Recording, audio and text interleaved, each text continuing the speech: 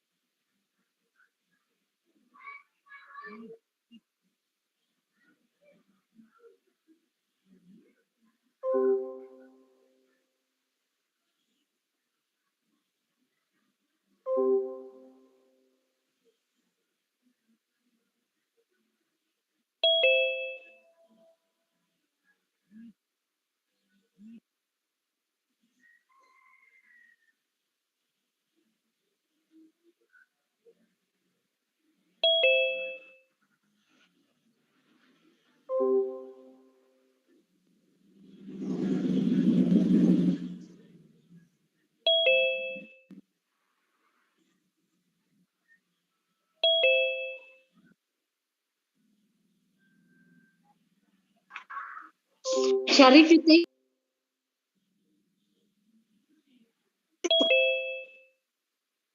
Sana sa iba?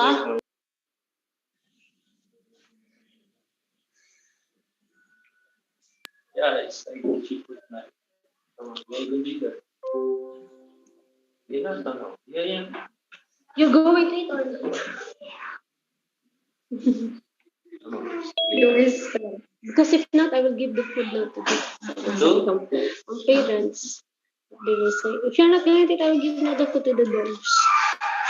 No, that's the good thing that we like those.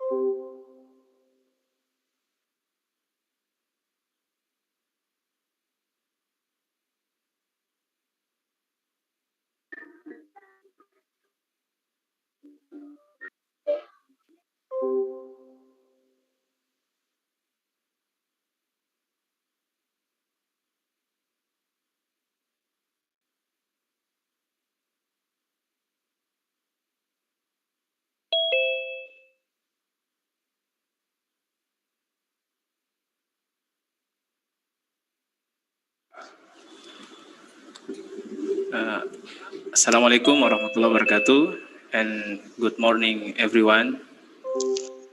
For this time, Waalaikumsalam warahmatullahi wabarakatuh. first of all, is Lord that us His mercy and His blessing, and also healthy body and spiritual until we be able to meet together in this international seminar. Well, today we are going to discuss about the challenges of learning in pandemic.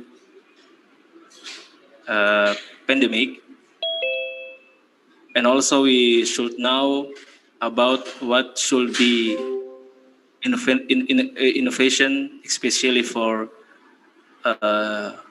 all teacher and lecturer, for develop the education and learning for our student. But before we are going to discuss about what should be our topic today, let's we watch or see the video below, who will be which will be promoting about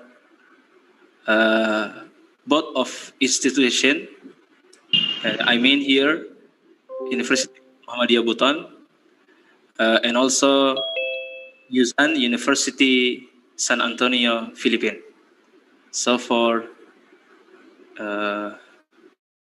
technical of agenda, please for showing the video below.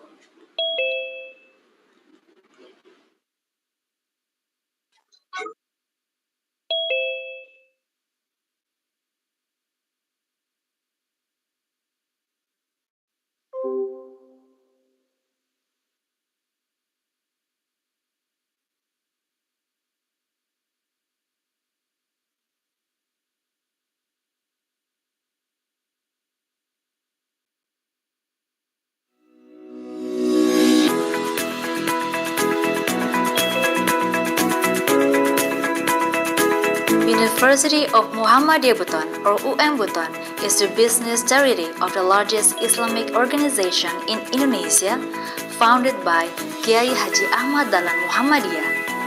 This college is located in the heart of Babo City, Southeast Sulawesi Province.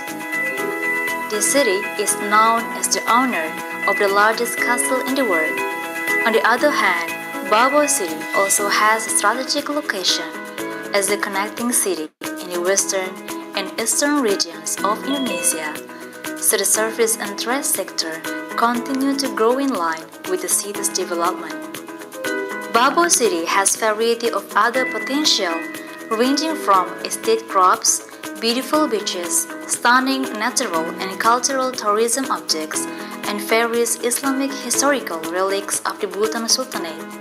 University of Muhammadiyah Buton, through the governance principles of good university governance, was present to provide answers to the needs of excellent and professional human resources through the implementation of education and teaching based on entrepreneurship, conducting research and publications that are adaptive to technological developments, and relying on community service-based research and innovation.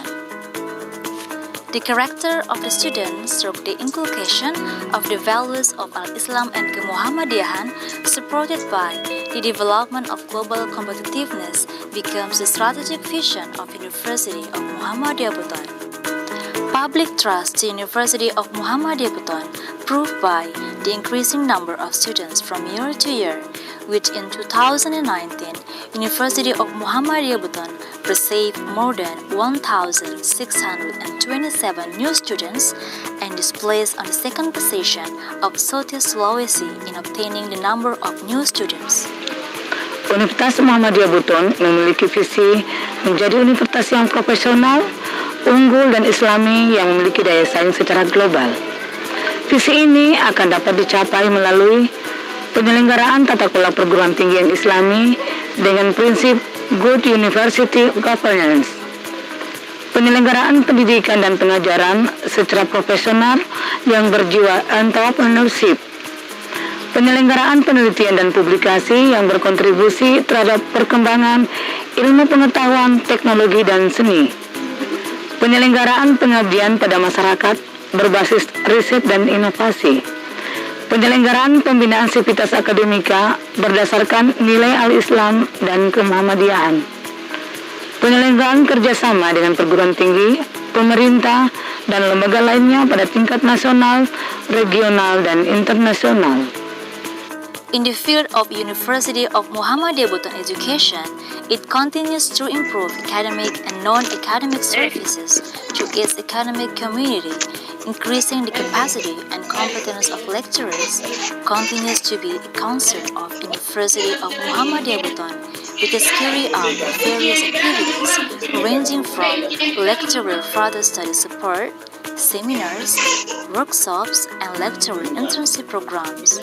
University of Muhammadiyah Buton has 147 lecturers who have master's and doctoral degrees. There are 7 faculties and 15 study programs, including the Faculty of Social and Political Sciences, consists of Government Studies and Communication Studies.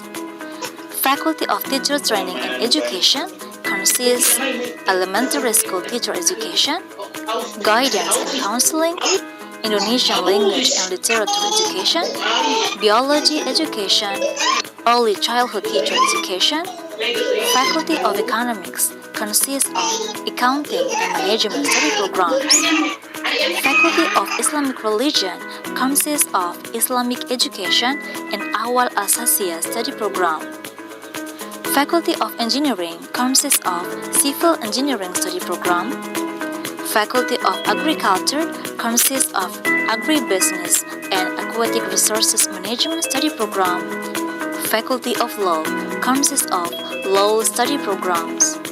To support the teaching learning process and other activities, University of Muhammadiyah Buton has built representative facilities and infrastructure. It also completes campus facilities with a library, mosque, internet network or Wi-Fi, civil engineering laboratory, basic science laboratory, computer and language laboratory, micro-teaching, early childhood teacher education laboratory, judicial room, counseling service unit, Wonam Korea Foundation, and Office of International Affairs, hall, Sang Surya Mini Mart, and representative parking area. University of Muhammadiyah Buton currently has 3 lecturing buildings, namely 4-floor lecture buildings on Betuambari Street, Baba City, and 1 lecturing building and 2-floor lecture buildings on Poros Bau-Bau Pasarwajo Street. To support the student character, University of Muhammadiyah Buton has committed to develop the potential interests and talents through student activities such as BEM at the faculty level, HMPS at the study program level, student art and sport activity unit, student entrepreneurship unit, Tapak Suci, and other extracurricular activities. The development plan is also being prepared for an area of 17 hectares to be devoted to the construction of an integrated campus. University of Muhammadiyah Buton has ideas to get global reputation that is demonstrated through various collaboration both locally, nationally, and internationally. Joint international community and cultural program has been held every year since 2018 with foreign students from China, Saudi Arabia, and Tajikistan. Assalamualaikum warahmatullahi wabarakatuh. Pengembangan akademik Universitas Muhammadiyah Buton, penyelenggaraan catur dharma secara holistik merupakan target kami. Dalam bidang pendidikan, Universitas Muhammadiyah Buton senantiasa berinovasi dalam transformasi pengetahuan kepada mahasiswa guna membentuk mahasiswa yang profesional dan berjiwa entrepreneurship, beriman dan berakhlakul karimah berdasarkan nilai-nilai al-Islam dan kemuhammadiyahan. Universitas Muhammadiyah Buton menerapkan tata kelola berbasis Good University Governance. Untuk itu, pengembangan kompetensi dosen, pembangunan sarana dan prasarana yang representatif, pengembangan IT, serta investasi pembangunan kampus yang optimal. Universitas Muhammadiyah Buton berkomitmen memberikan dan membangun tata kelola keuangan yang sehat, transparan, serta akuntabel. UM Buton konsisten memberikan layanan akademis dan non-akademis yang inovatif. UM Buton memulainya pada saat pembentukan karakter mahasiswa baru melalui ISK training. UM Buton menyadari bahwa kerjasama adalah poin penting untuk mewujudkan perguruan tinggi yang berdaya yang global. UM Buton juga memiliki komitmen yang utuh sebagai bagian dari perguruan tinggi Muhammadiyah dalam memberikan kontribusi maksimal bagi pengembangan al-Islam dan kemuhammadiyahan seluruh sivitas akademika khususnya dan masyarakat pada umumnya menuju masyarakat yang berkemajuan. Demikian, wassalamualaikum warahmatullahi wabarakatuh. Ayo kuliah di Universitas Muhammadiyah Buton.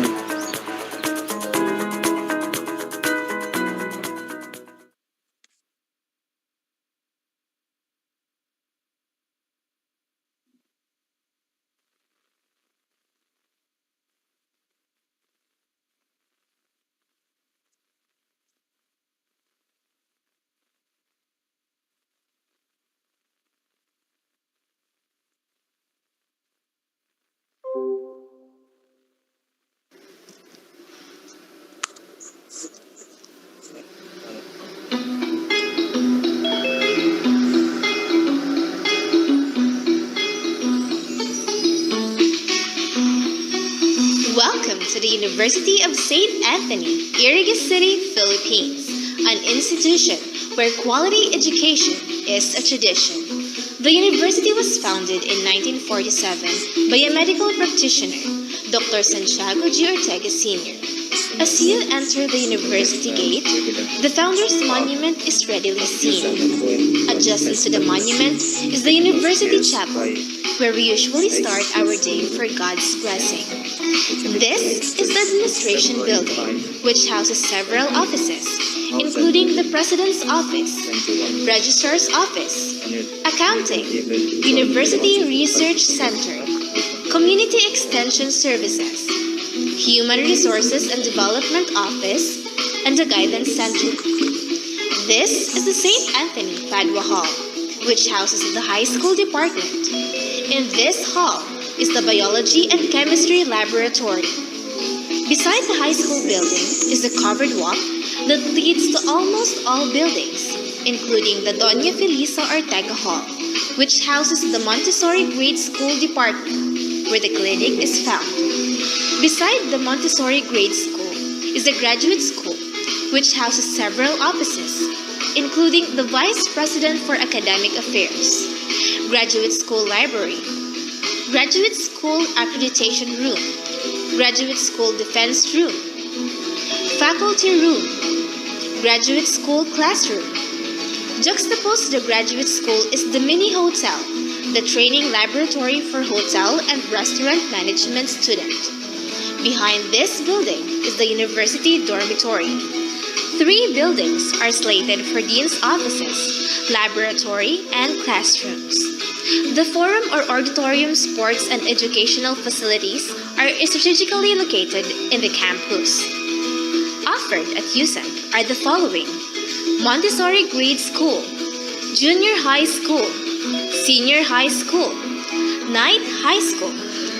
Degree programs offered: Bachelor of Science in Nursing, Bachelor of Science in Marine Transportation, Bachelor of Science in Marine Engineering, Bachelor of Science in Business Administration, Bachelor of Science in Office Administration, Bachelor of Science in Hotel and Restaurant Management, Bachelor of Science in Tourism Management, Bachelor of Science in Computer Science, Bachelor of Science in Accountancy, Bachelor of Science in Civil Engineering, Bachelor of Science in Architecture, Bachelor of Science in Criminology, Bachelor of Secondary Education, Bachelor of Elementary Education, Bachelor of Arts in Psychology, Bachelor of Arts in Communication, Bachelor of Arts in Political Science, Bachelor of Arts in English Language, Bachelor of Library Information and Science,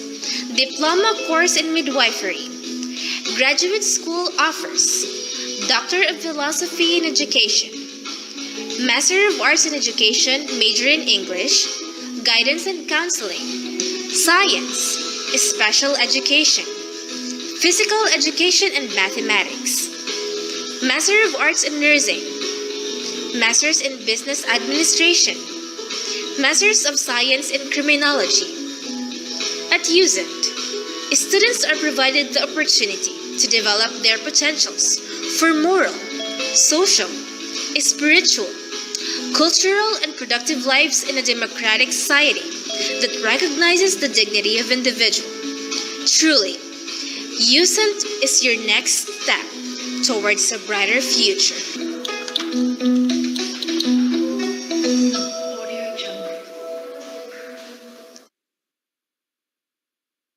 Ladies and gentlemen,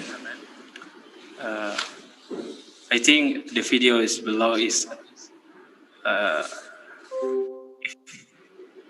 a special introduction about show of institution. And right now, before we step to the opening remark, firstly, I should like to say greeting and welcome to Rector of University of Muhammadiyah Buton, Dr. Waode Al-Zarliani, SPMM, and My Excellency, the President of USAN, that is presented by Vice Rector of Academic Affairs, Dr. Jos Blestores, PhD, and also Dr. Arlene as a representative of Faculty, Teacher, Training and Education. Thanks for attending this international seminar. Well, ladies and gentlemen, as we know that this international webinar is a part of USAN and Buton fresh partnership, which signing by memorandum of agreement between the two institutions last February 2020, and with a maiden event hosted by Buton and USAN College of Accountancy on February 24 last month ago. Well, I give the time for Rector of University of Muhammadiyah Buton for being a keynote speaker in this seminar, for giving the information and also the motivation for us for being active in this seminar. Okay, please welcome for our lecturer, Dr. Waode Al-Zarliani, SPMM. The time for her. Thank you. Bismillahirrahmanirrahim. My Excellency to all Vice Rector of Buton, My Excellency to President and Chairman of the Board, University of Saint Anthony, Philippines, Mr. Ati Santiago de Ortega, Mr. Dr. Jos Ballesteros is Vice President for Academic Affairs, My Excellency to the Speaker of International webinar today from Philippines, Mr. Arnel Turiano, Mr. Christian Lamuts, proud to Mrs. Waderiniati, Mrs. Nurdahniar, and Mrs. Andileli Nurmaya, and all the participants from University of Saint Anthony, and Universitas Muhammadiyah Buton. Assalamualaikum warahmatullahi wabarakatuh and manggandang umaga po. Let's send praise and gratitude to God Almighty Allah Subhanahu wa Ta'ala for His blessing and guidance. So we are given healthy and can join this webinar held by Usan and UM Buton. In this good opportunity, I would like to say thank you very much to Mr. Ati Santiago de Ortega as the President and Chairman of the Board University of St. Anthony that has support and welcome the implementation of this webinar. Moreover, this is the second chance of collaboration Israeli as an effort to increase and expand partnership network in Asia and sharing knowledge to others. Related to the theme about the learning innovation and challenge in elementary school in new normal era, that is very interesting to be discussed.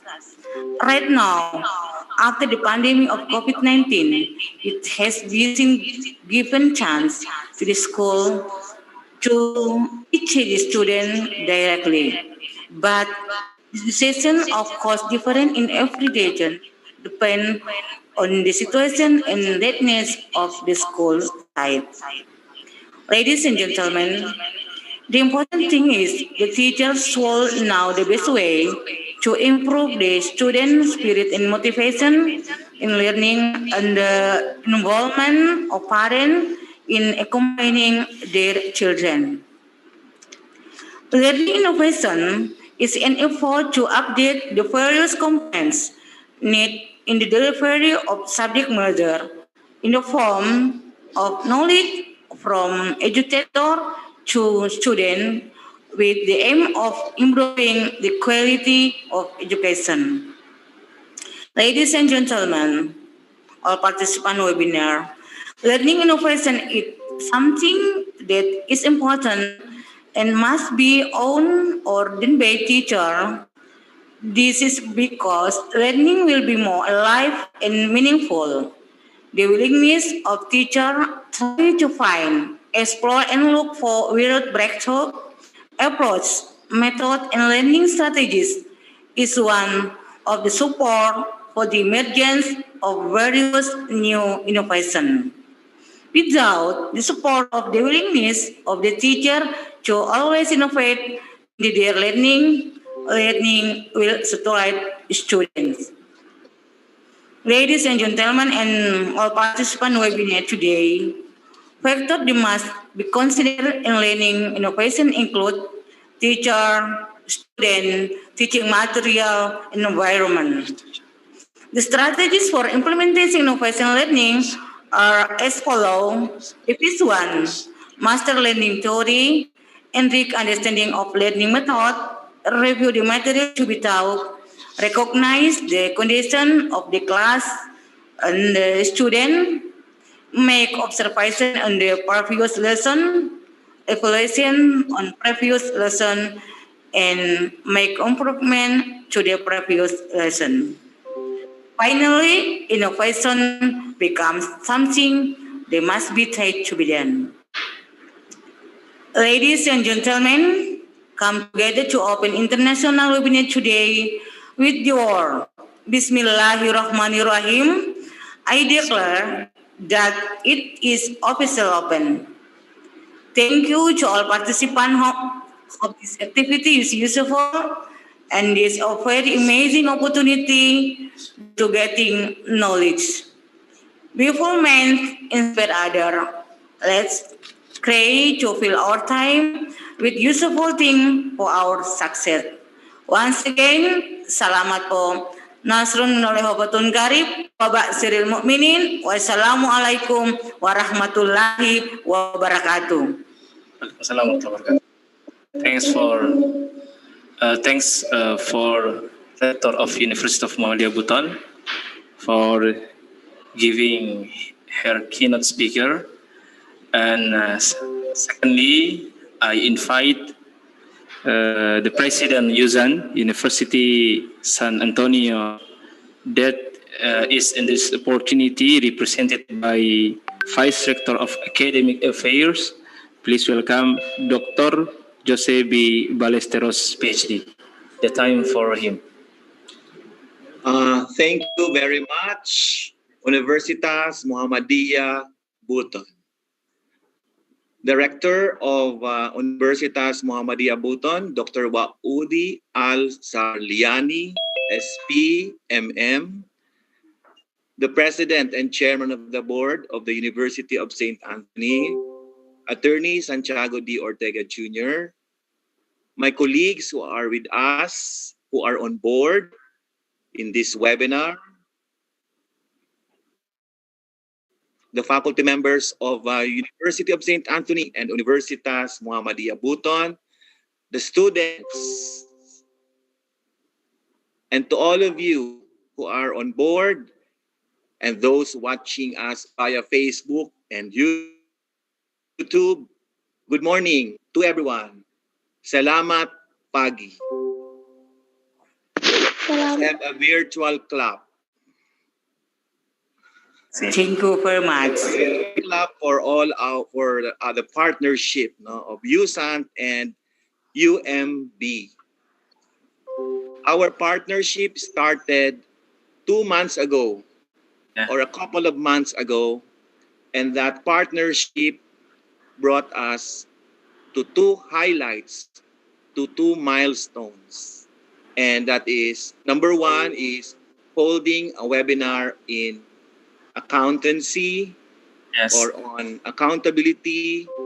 And now we are venturing into a webinar on learning innovations and challenges.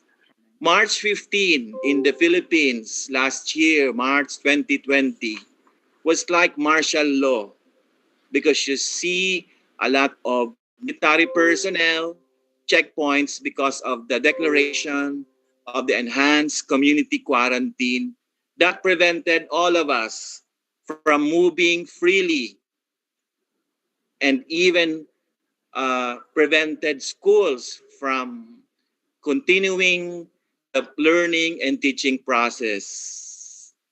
It's so difficult for us because we did not know how to end the semester. We had to shift from the usual traditional or physical learning classes to online learning classes. But the students, their families, and even the schools are not actually ready to cap the semester.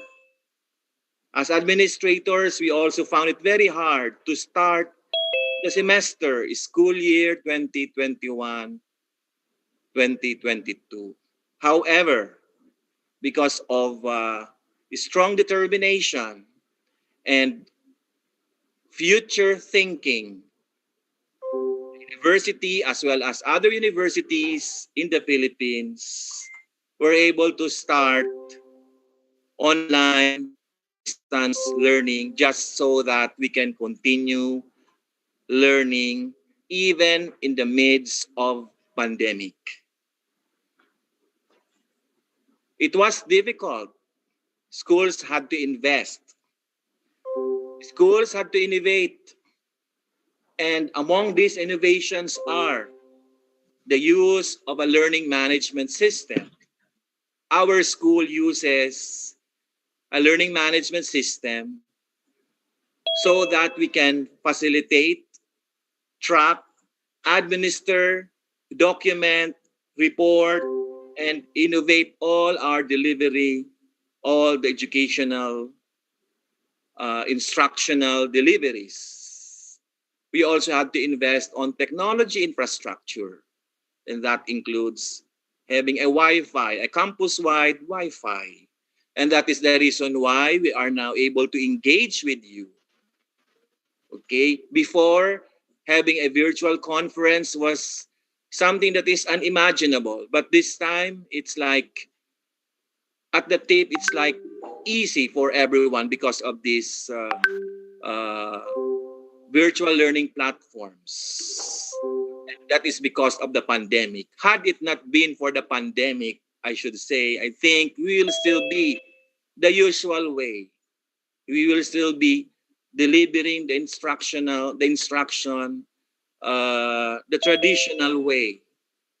USANT also had to think of how to acquire electronic books and digital books. All these are actually in place this time, and these are our innovations. However, there are so many challenges. Among these are the teacher's competence, how we can actually uh, teach or enhance the online teaching and learning competencies of our teachers and students. Also is on connectivity. Not all of our students and even the faculty members have the internet connection. Another is the word mentioned itself. How to teach online is so difficult. How to connect and relate to our students and pupils is also very difficult. The next one is also competence is another challenge because we have to train our faculty members, retool our faculty members. Okay, so all these things actually uh, are uh, are happening, and all of us, the faculty members, the administrators, and I think also Universitas Muhammadiyah Buton are also doing their best so that we can, both institutions can actually surpass all these challenges despite this very volatile, uncertain, complex, and ambiguous environment. I think we also have to look into the positive side of this pandemic because this pandemic also brought us opportunities, a way to think forward, a way to move forward, and that is actually fast tracking the education 5.0. Because of this pandemic, we had to think immediately, act quickly, and that is agility. Because of the pandemic, transportation costs and other operational expenses of schools were also minimized. So there are the upside and the downside. But as educators, you, my dear students, who will also be future educators, we have always to be positive, no? Positive in facing challenges so that we can overcome them, so that we can reach our goals, and that is to disseminate or spread information, to educate students, and to so that they will become learned individuals. So I think USANT and UMB partnership will continue. In fact, I'm already thinking of another webinar with, of course, with Ma'am Rini, the International Affairs Officer of UMB, this time on the humanities side and liberal arts side. We have Professor Estrella Arroyo on board, and also some of our deans. In fact, I think all of our deans are on board watching our virtual engagement because we are always excited and we are always looking forward for more ventures, international ventures, while there is still pandemic, because we can do these things even with a pandemic or even in the post-pandemic era. So with that, ladies and gentlemen, my respect and honor to Dr. Waudi Al-Zarliani and her counterpart in USAN, Attorney Santiago de Ortega Jr., for making these things possible. Thank you, and terima kasih. Thank you so much, And what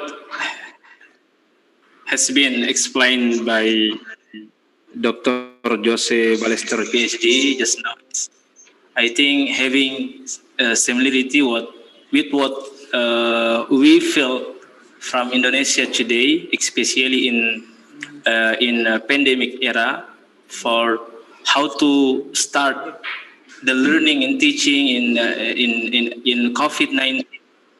But I get one conclusion, but and also I think this is very very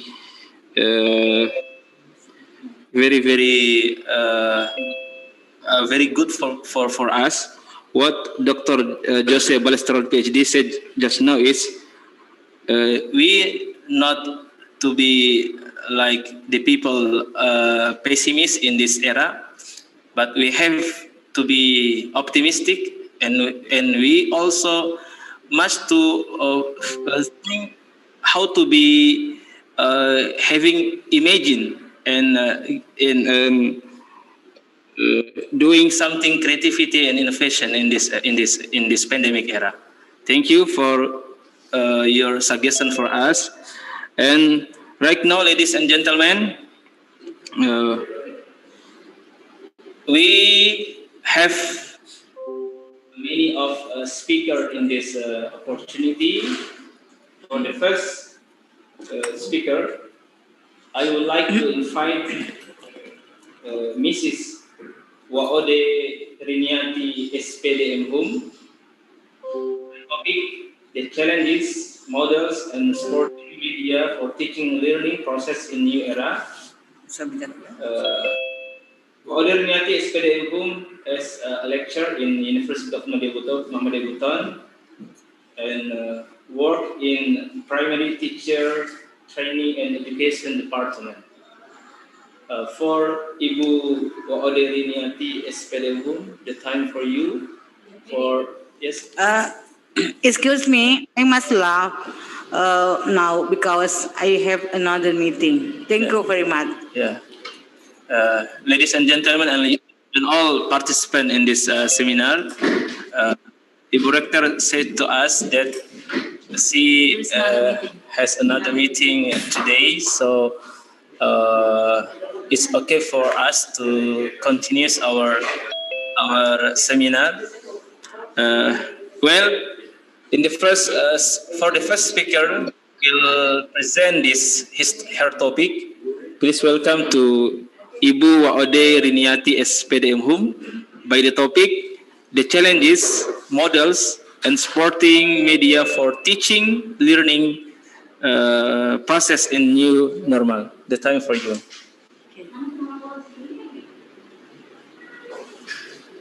I think you're. Yeah, my slide, please.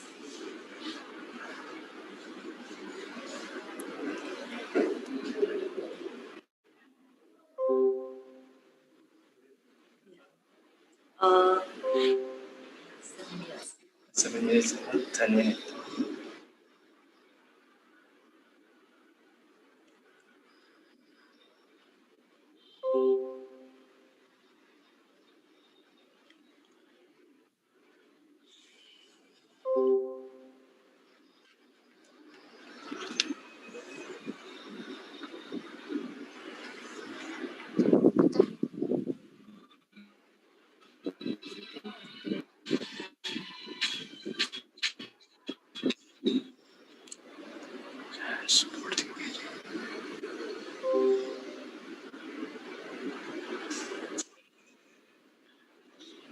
Okay.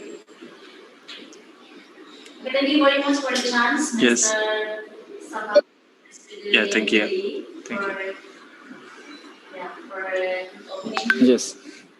Thank you. For starting my presentation with my topic, I would like to greet firstly Honorable Director of Universitas Muhammadiyah Buton, Mrs. Dr. Wada Zalian SPMM, and all Vice Rectors of Buton. Special honor to Mrs. Ati Santiago de Ortega as the President Chairman of the Board, University of San Antonio, Philippines. And my honor to Dr. Jos Lesteros as Vice President of Academic Affairs.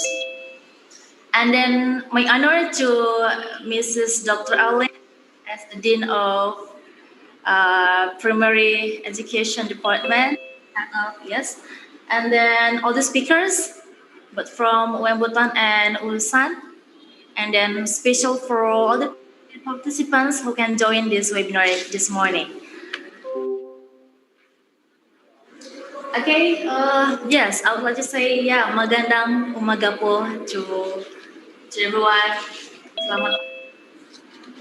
So the topic that I have to present is about the challenges, models, and supporting media for the teaching learning process in new normal. Yeah, as we all know that during the COVID-19, we are still vigilant and must always obey the rules of health protocols. Based on studies states that the closure of learning in schools has led to a decrease in average test scores by 25%. This pandemic has also reduced the effectiveness of primary school years as seen by children from 7-9 years to 7-3 years. And then in addition, UNICEF also said that the pandemic has the potential to reduce students' basic competencies due to decreasing quality of learning time. Yeah, so this is I have about the situation COVID-19 in Indonesia now. This I access on 22 March. Yes. Total number from the case of active and the specimen and the suspect and then another things. You can see my slides. Yes, the longer face-to-face learning is not a cure, the greater the negative impact that occurs on the child. That is what students feel in pandemic of COVID-19. So there are things that can contribute the impact for the students that I mean. That is about the rate of dropping out of schools. Yes, because there were so many students, I mean the children who are stay at home, so the children have to work. Yes, that is the most important thing that this happen in the condition right now. So the risk of dropping out of school is because the child is forced to work, to help finance of his family in the midst of the pandemic crisis. And then about parents' perception. So many parents think that the students will have to study at schools. Yes. So many parents cannot see the role of the school in the teaching and learning process. Yeah. If the learning process is not done face to face, that is parents' perception. And then growth and development constraints, that is about learning achievement gap, the differences in access and quality of learning can lead to the gaps in learning outcomes, especially children from different socioeconomics. So there were so many backgrounds of the students outside. So there were rich family, there was a poor family, so they can give the gap. With the set of social economics. And then unoptimal growth, the decline in participation in early childhood education, so that it loses optimal growth and development in golden age. And the risk of learning loss, that's the loss of prolonged learning process, a risk to long-term learning, but cognitive and character development. And then related to psychosocial and domestic violence that can make this will be stress. Yeah, the lack of interaction with teachers, friends, and then the outside environments can pressure due to the difficulty of distance learning and can cause stress to the student. And undetectable violence. So without school, many children are trapped in domestic violence without being detected by the teacher. So as we know that when the students and the children, there are so many possibility for them to get the violence. So the next.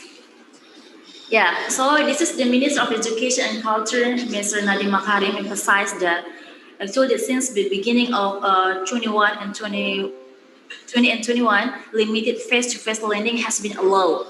Yeah, so in the pandemic, that was yes.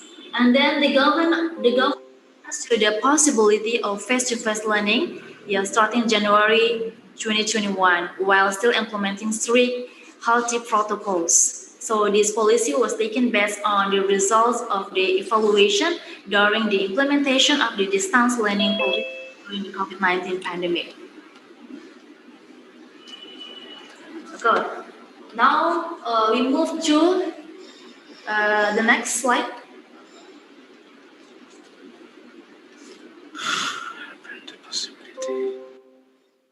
The challenge of teaching learning from. So it's related to the distance learning readiness. So there are so many kinds of things that should be considered. It is about technology, that is about platform digital, and then content, the availability of national curriculum that can be accessed, and then pedagogy, teacher readiness, the ability of parents to accompany your children and students, and then monitoring. That is the process of monitoring, access to learning, and then learning outcomes. Next, please. Next. Yeah. So teacher competence tested. New learning method. One of the things that may be the main challenge is regarding the teaching staff. Yes. Face-to-face class where the teacher can directly see the students. In online learning, in the new normal era, the teacher can only see them from behind the glass screen. Yes. So the effort is needed to ensure that all students are able to pay attention to the lesson properly at the time. So the competence of a teacher is tested. And then in the teaching learning process, a teacher is even required to be able to understand new technologies that can support their teaching activities online. They also still have to convince students and that teaching and learning activities can still be carried out normally. Yeah, so the reality now is that many old or senior teachers have not really mastered the diversity of technology today. And in addition, are also expected to be able to maintain teaching and learning activities to be more enjoyable and full of interaction. This can treat children's longing for face-to-face learning and make the classroom more lively. For this reason, teachers should be able to have creativity in creating enjoyable learning.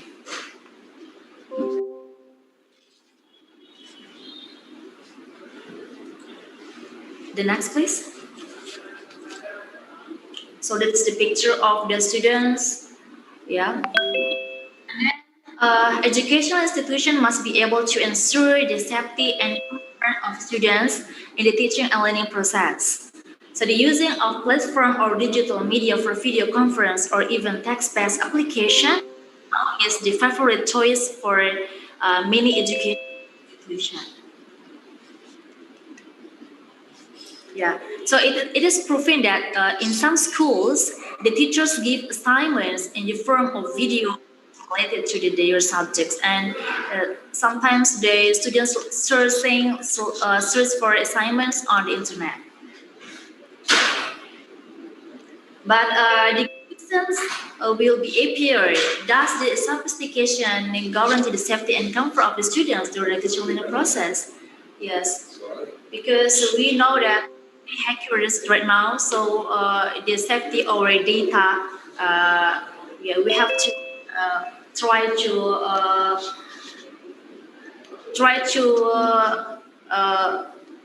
make our data safe. Yes. And then when all information is transmitted over internet, educational institution must ensure that students' data is safe and secure. That's what I have tried to inform you before. Apart from data privacy, there is an environment for students that can ensure their security from cyberbullying to personal information. And then the next thing that the peace of the children will be affected by the using of digital media. Yes, uh, our sites, yes, our mental psyches. Yeah, so this is the video of the students right now that I found in my surrounding area. So I want to mengukur panjang benda. Benda yang diukur adalah panjang meja. Mengukur panjang meja menggunakan meteran. Caranya adalah tempatkan ujung meteran yang berangka 0 di sisi meja, lalu ditarik.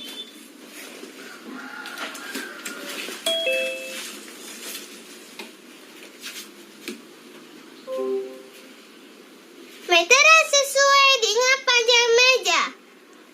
Yang diukur, lihatlah angka yang ditunjuk pada sisi meja lainnya. Hasil pengukurannya menunjukkan 100 cm berarti panjang meja.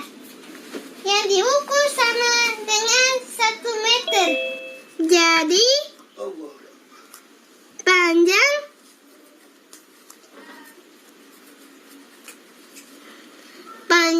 meja. Jadi panjang meja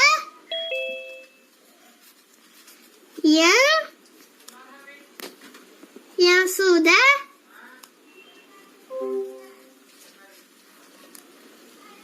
diukur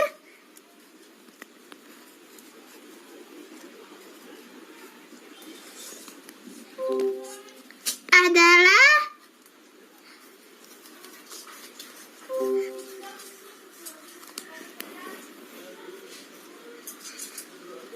100 cm sama dengan 1 meter. Terima kasih, Bu Guru. Yeah, so that is a video that I saw you. Mengukur panjang benda. Please move.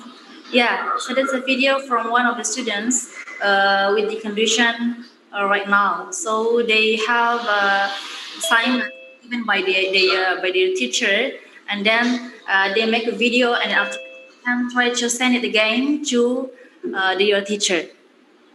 Sometimes they have to without sending their videos from the application. So from the students in the level of the 5th grade, so they try to come to the schools and then try to meet directly to their teacher at school. So the importance of communication between students, guardians, and teachers. In the face activities are not limited. Education must have a way to establish communication between as guardians of students and teachers. So there must be intense communication between parents and teachers so that development in the learning process can be continuously monitored. Yeah. Diligent, active in learning, or something like that.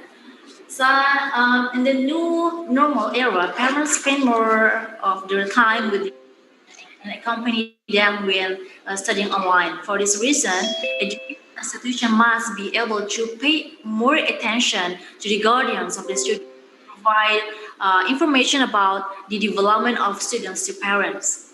When studying online, not only between teacher and students, communication between parents and students is an important thing. Yeah? So their parents will try to monitor their children when they are still having online learning. The next, please. Yeah, so this is the preparation of school to limit it face-to-face, yes? So the things that must be fulfilled by the schools, that is the means of washing hands with soap, hand sanitizer, disinfectant, access to health service facilities like school health unit, clinics, hospitals, and others. And then homogenic and then clean toilet. That must be considered by the school side if they try to have face-to-face learning. Okay, the next please.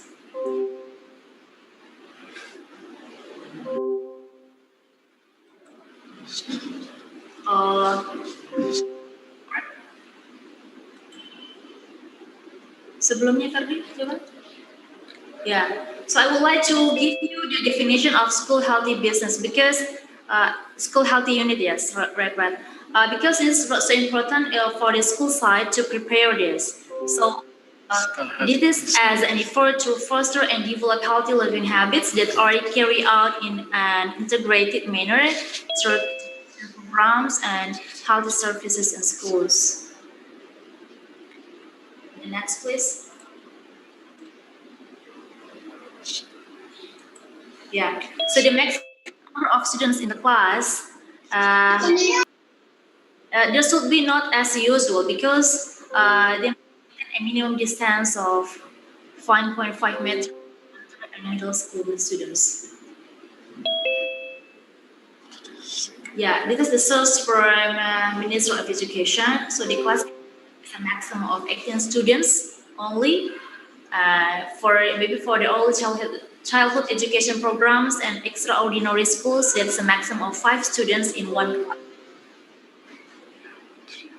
The next, please. So the next, please. Yeah. So the prohibited activities for the area in school, that's canteen. Yes, because as you know that there are so many students will try to having breakfast in the mornings or something like that. So that area should be prohibited.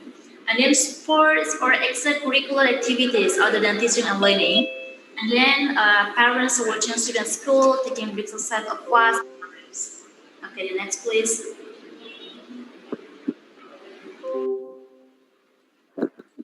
So this is the right strategy and model. Learning, constructive exploration, and online project. And as you know, blended learning is mixed learning pattern between learning in class, face-to-face, and maybe my partner will try to discuss and then try to explain more about this. And then constructive, and then exploration and online project. The next, please. So the alternative media for a new normal learning. It is curriculum-based, professional progress, and supporting media. Next, please. Yeah. So this is the source of curriculum-based learning media. So the curriculum learning media can be in the form of lessons, instructional videos, and interactive models that aim to enable students to achieve knowledge and skills. So this is the link, digitallibrary.io, and accessible web containing travel education and elementary books to support residual learning and video, making learning videos to make it easier to sorry of that likes that you have seen before. The next, professional development learning media resources, so helping to improve the ability to teachers and to deal with limited learning methods in this new normal era. And then that's like this one, pdsd.e, collection of information towards teacher development web. And then teacher CPD, training for teachers about teaching as long as they do not do direct learning. And then room platforms and application that can help parents during learning at home. The next, please. About supporting device development. The next, please. Yes. Supporting devices need to manage the learning process, such as communication devices or the use of application that can be used by parents or students to access learning content provided by the teacher. So it can the parents at home, yeah, to monitor and help your children at home, like WhatsApp, yeah, the application that we always using until now. And that's right. That is a system in the form of visual programming language for a learning environment that allows beginners, whether students, teachers, students, or parents, to learn to program without having to really think about writing syntax. Yes, that is the supporting device development. Okay. Okay. Thank you. That is the topic that I stand right now as the first speakers. So the next will be try to explain more with another speaker. Thank you very much. Thank you for Mrs. Rini, yeah, for having delivering his topic. Just now, she present about student feel stress in pandemic, but the teacher must have creativity by delivering material or subject by using media and provide and using media can provide enthusiasm for a student in understanding learning. And also there's no Ibu Rini also explain about how the student can doing some homework by sending video and should be evaluated by teacher and also should be controlled by his parents. Okay, we move to the second presenter. Please welcome Mr. Arnel Turiano. Mr. Arnel Turiano will share about the emerging trends and innovation in teaching Filipino learners in the new normal. Now the time for you. Hello, good morning, everyone. Good morning to Indonesia and at the same time to my participants from the Philippines. Good morning. Good morning. So my task for this morning is to talk about the emerging trends and innovations teaching Filipino learners in the new normal.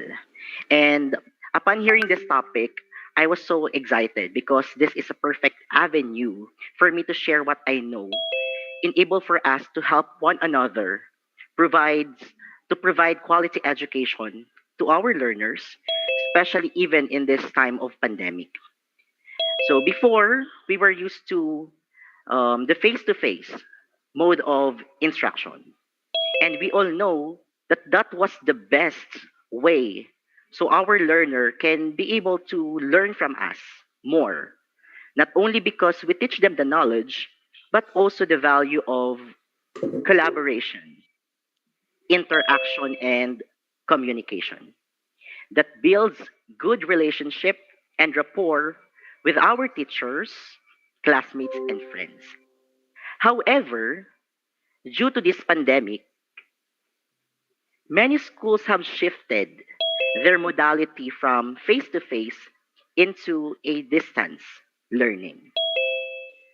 Some went blended learning, modular learning, and some, including us, went into full online.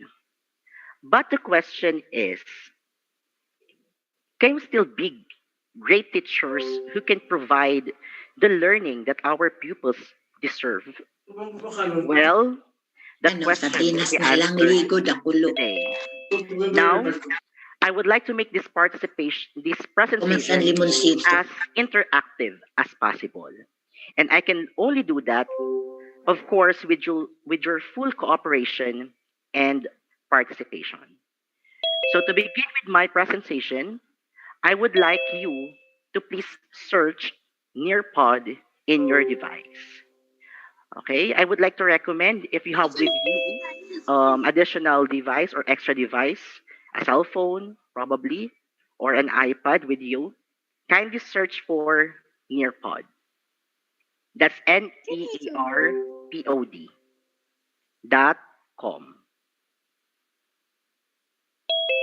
And of course, I will ask you to join my lesson for this morning using the code ACV4X. This one. A capital letter A, C, V, number 4, and a capital letter X.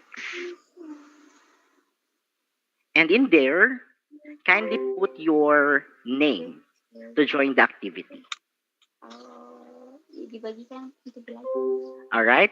And as of now, based from my screen, I have one participant in the name of Siltiel Roncesvalles. And I also want to encourage our friends here in Zoom to please search Nearpod in your browser using the code ACV4X. This one.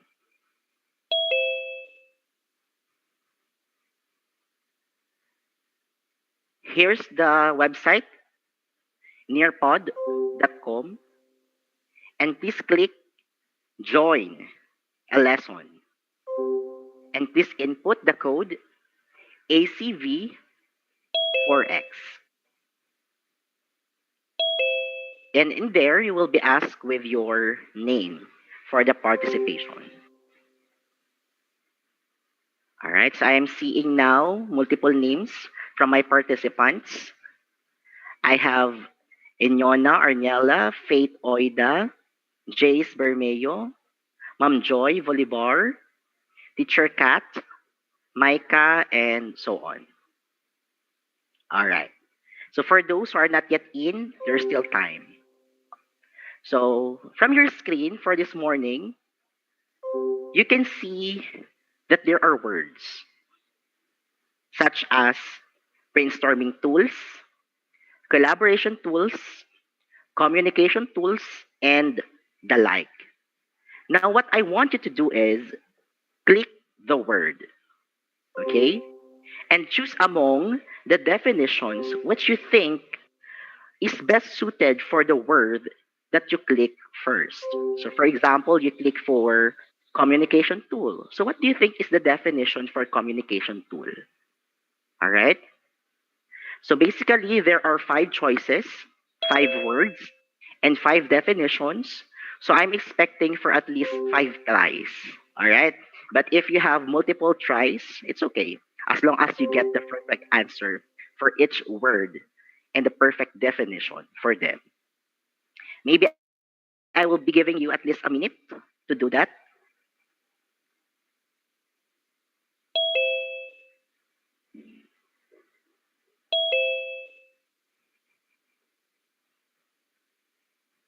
All right, so based from my screen, there are 33 students who are participating this morning, and they are now answering the activity.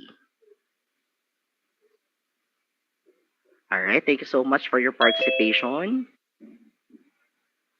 Again, for those who are not yet in, kindly search for nearpod.com. So that is nearpod.com.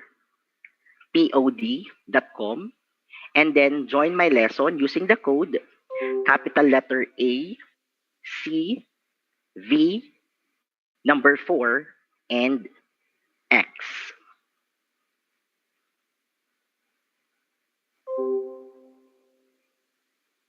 All right. And in your screen, you can see multiple words, 5 words to be exact.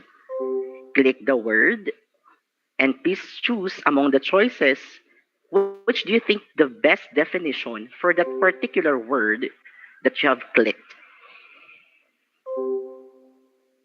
All right. So I can see answers from my participants. Thank you so much. Okay. So those words that you see are the following. Okay. We have collaboration tool, communication tool, brainstorming tool, document tool, and file sharing tool. Now, why did I let you do that activity? Because firstly, I would like to assess how far you know those words, which basically has a relationship with my topic for this morning. So first term that you have there is a communication tool.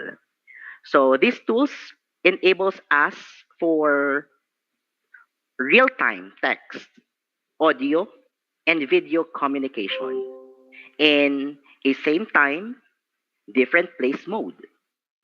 Examples are Messenger, Viber, Telegram, WhatsApp, Google Hangouts, and such. Next word we have there is a collaboration tool, which we use to support groups of two or more to accomplish a common task or goal. So we can use Gmail, G Suite, Hangouts, Google Drive, and such. And lastly is an assessment tool, which we use to evaluate the learning of our pupils. Examples are Google Forms, Class Marker, and Edulastic. But allow me to focus more this morning on the term engagement tools. These are the tools used to attract and sustain attention and interest of students in synchronous sessions. Engagement strategies play a vital role in identifying the tools that you will use. With that, I will share to you this morning 5 strategies for online engagement in an online class. Let me start first with number 1. Play instructional related videos. We know, and you know as well as for sure, that teachers are the best instructional material. However, in this digital world, students are visual learners. Even if they see beautiful faces or handsome faces of the teachers, they still look for more and ask for more so they can learn from your discussion. So basically, in an online class, what we do is to make sure that we can play instructional materials or probably related videos that can support our discussion. For example, for today, I would like to focus on COVID-19.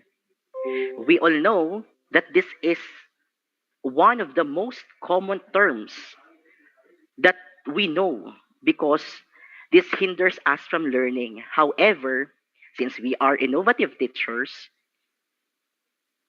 it will not stop us from teaching and learning.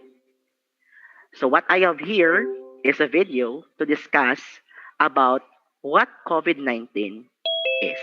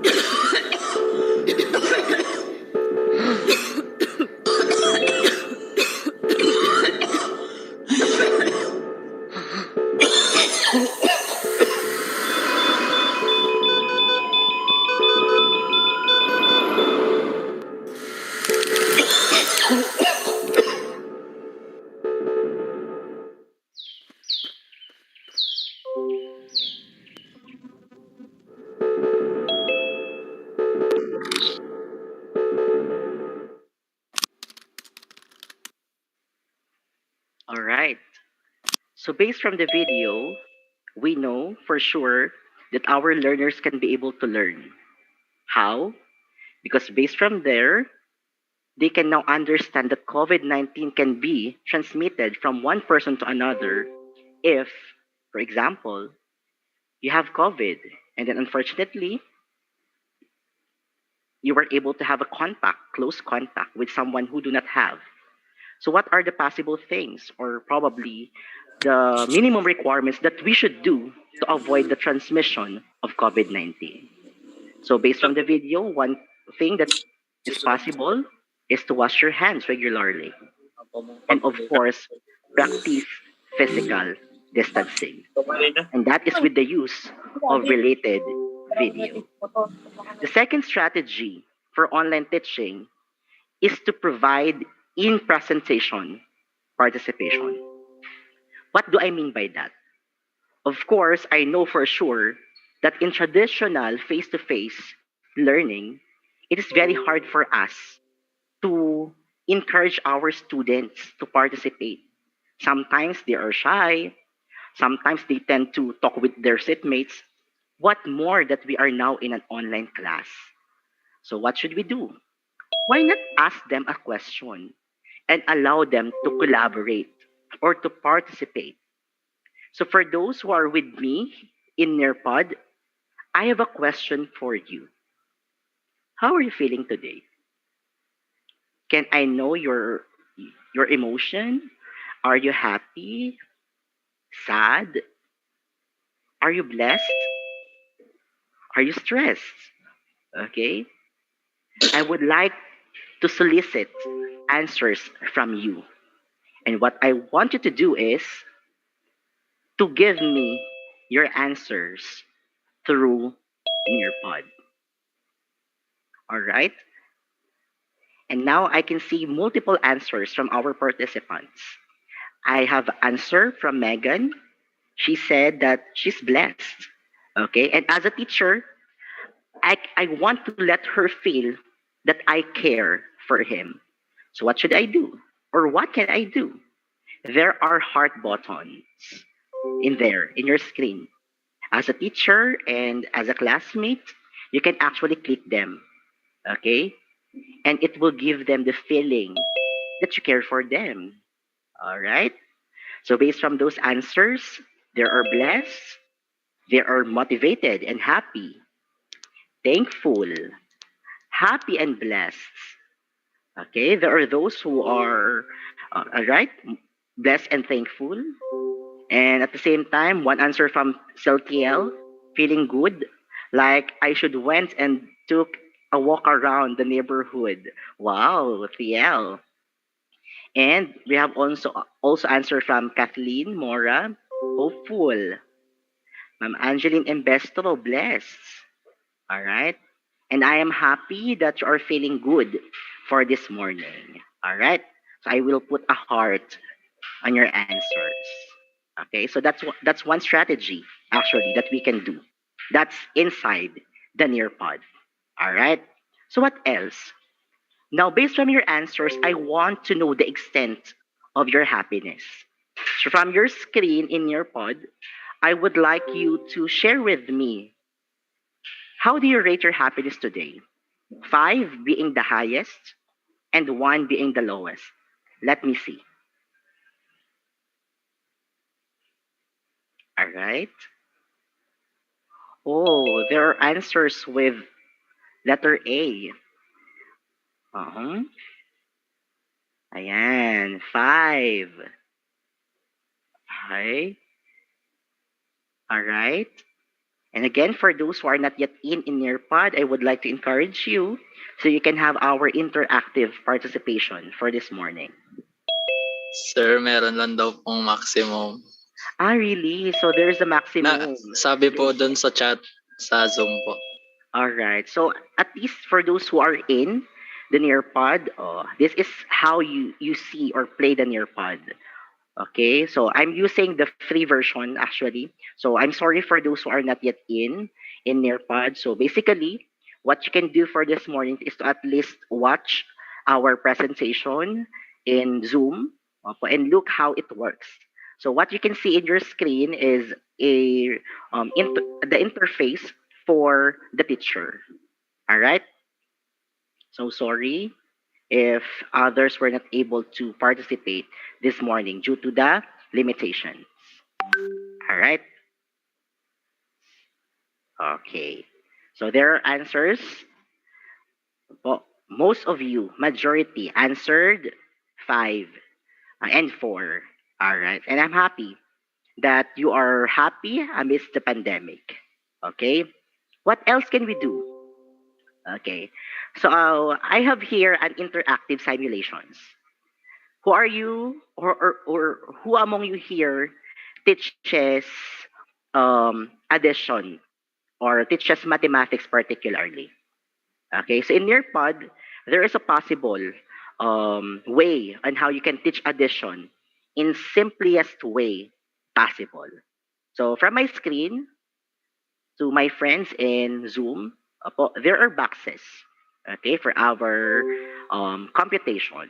So for example, I want to teach addition to my learners. Okay, I will put, for example, 5. Okay, and then the second one is 3. Okay, 3. Okay, now how can I teach my learners to add in an online class? I cannot see them. And I cannot go with them in computing if there is a barrier in our screen. So what can I do? Use Nearpod. Basically, through this, for example, I have here number 5. I can, okay, break it down into smaller numbers.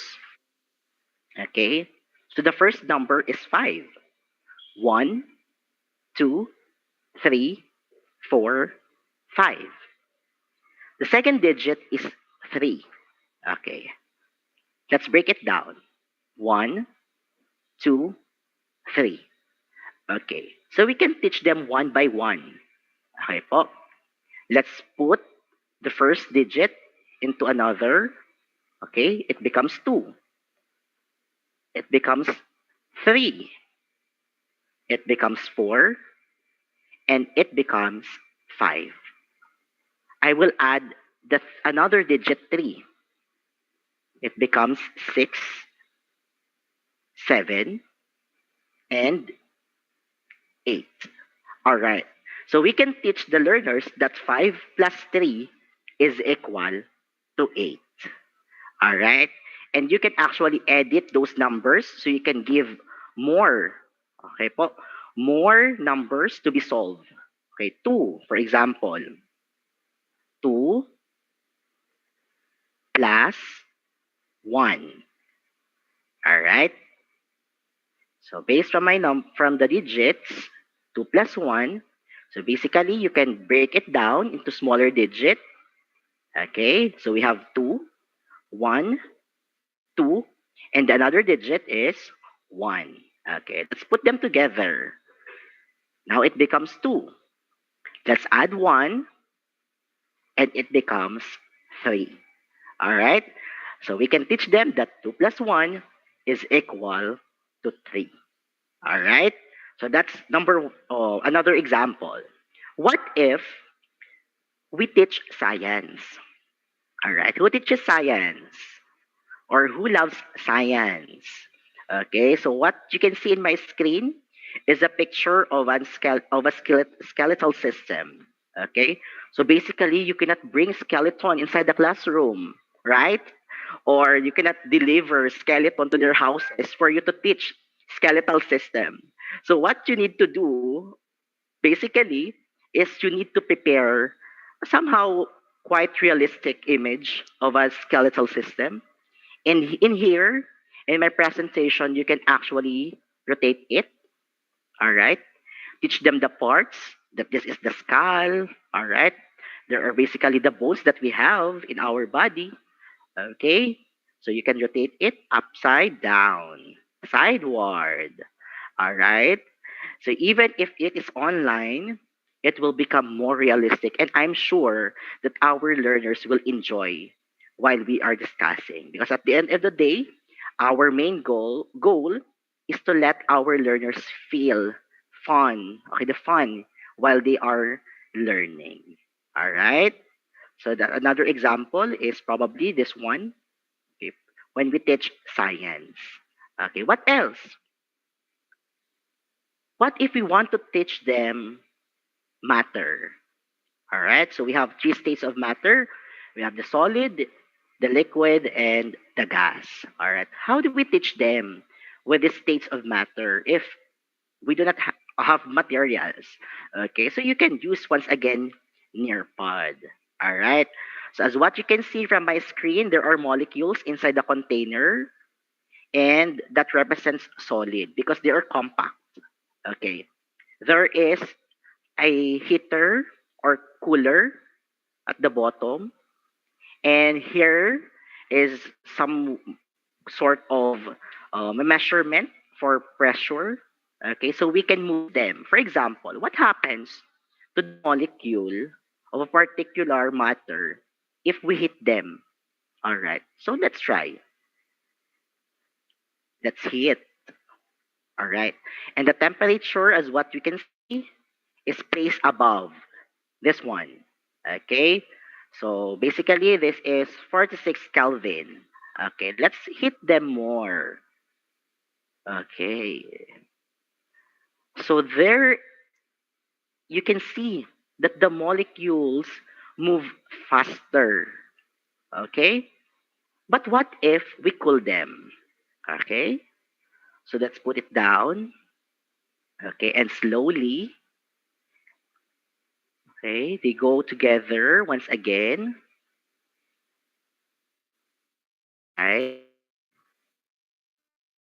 temperature lowers, there is the movement of the molecules, and they will be freezed.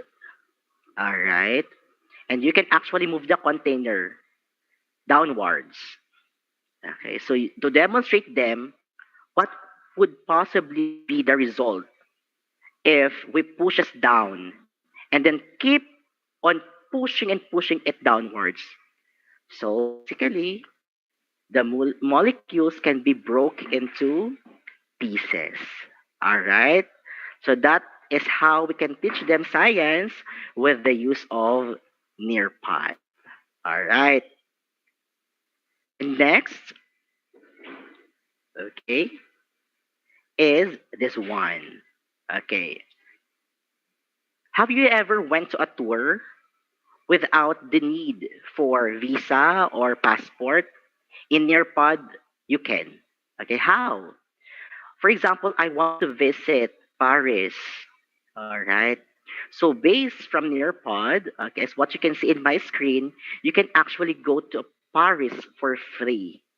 Okay, without need for your visa or passport to travel. Especially now that we are in a pandemic, we are prohibited to go to different places because we want to prevent from accumulating or being or having this COVID-19. But through this one, it's possible.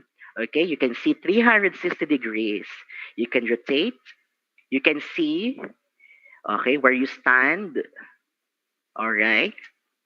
You can see upwards, look upward. You can see, okay, the people around you, the other tourists. All right. So this is through our virtual reality tour that is within Nearpod. All right. And here, the Eiffel Tower. All right, finally, you can be able to see it even virtual. All right. And there's another one because I tried searching for the beautiful places of Indonesia and I found out that Indonesia is such a beautiful place. All right, so I have chosen this one. Just forget the name. All right, so this one is a beautiful place and this is to be found in Indonesia actually. All right, and I think if the situation permits, I probably would love to go to Indonesia to visit this place. See? Uh, all right, so I can see the view from above 360 degrees. I can look downwards. All right. I can see upwards. All right. And then rotate it once again. All right. So that is one example through virtual reality. So that is possible through Nearpod. So we can bring our students to a tour. All right. Even if it is pandemic. Okay. So next strategy that I can teach you is to provide your learners with icebreakers or games. Now, for those who are in Nearpod, I would like to encourage you to please join me in this game. All right. So there are multiple questions that needs to be answered. Okay. And the goal is you need to climb the mountain. How can you be able to do that? You just need to answer the questions which I have prepared. And if ever that you get the right answer, so that's the time that you can be able to climb up the mountain. All right. So from my screen, you can see in there the participants. I have Juvelin Valera, Jace Bermeo, Rajani, Art Potor, Inyona Arniela, Riza, Patrick, and more players to come. All right, so you can actually choose the character which you want, okay, which you think that you will feel more beautiful in your own little ways. All right, and as of now, I have 18 players all in all. So basically, if you want your learners to enjoy while you are teaching, you can use this one, time to climb activity. So they are enjoying, you are testing their ability if they have learned something from your discussion. At the same time, they can see or evaluate themselves through a game. All right. So let me start the game now. And for other players, I will encourage you to please join us this morning. All right. So for those who are in Zoom, what you see is the screen, all right, for the teacher. Let's watch them play.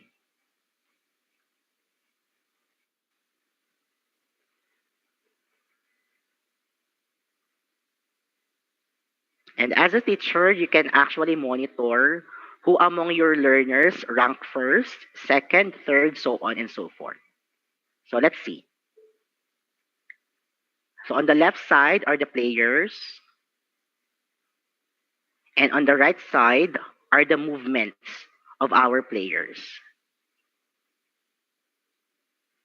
Okay. And questions will be shown to their screen in Nearpod. The first question is, what color is this? So we are referring to this one. And your learners can be able to answer on their own gadget, even if they are in their own homes. Okay. Let's see who ranks first after all of the participants have answered the question.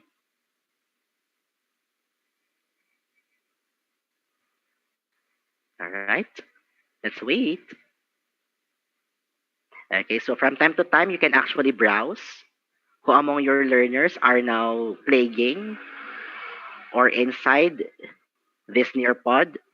All right. Oh, they are now moving. And as of now, rank 1 is Megan, followed by Art and Jay.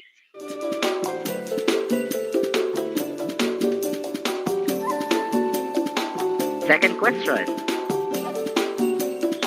What logo is this? So basically in their screen there, you can see what logo is being presented.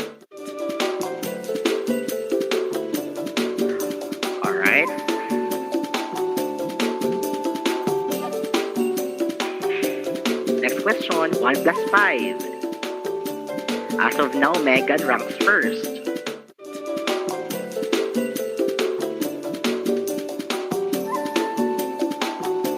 Okay. So this is one way on how we can teach them to enjoy while learning. That's the third strategy. Give them icebreakers through games inside Nearpod. Wow, I think it's consistent that until this moment of time, Megan ranks first.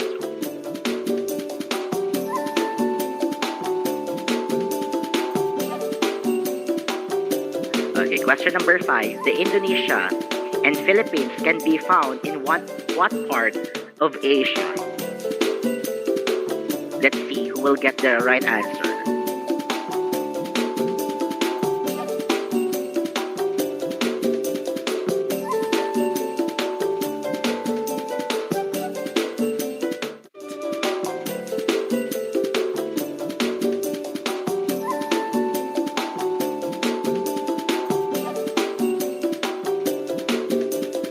Alright, so after answering 5 different questions in the activity, the result is now in. Among our students, ranked first is Megan. Okay. Ranked second, LPL, followed by Enyon, Arniela, Art, and Hansel. Alright, so from there, I know for sure that your learners enjoyed the activity while learning.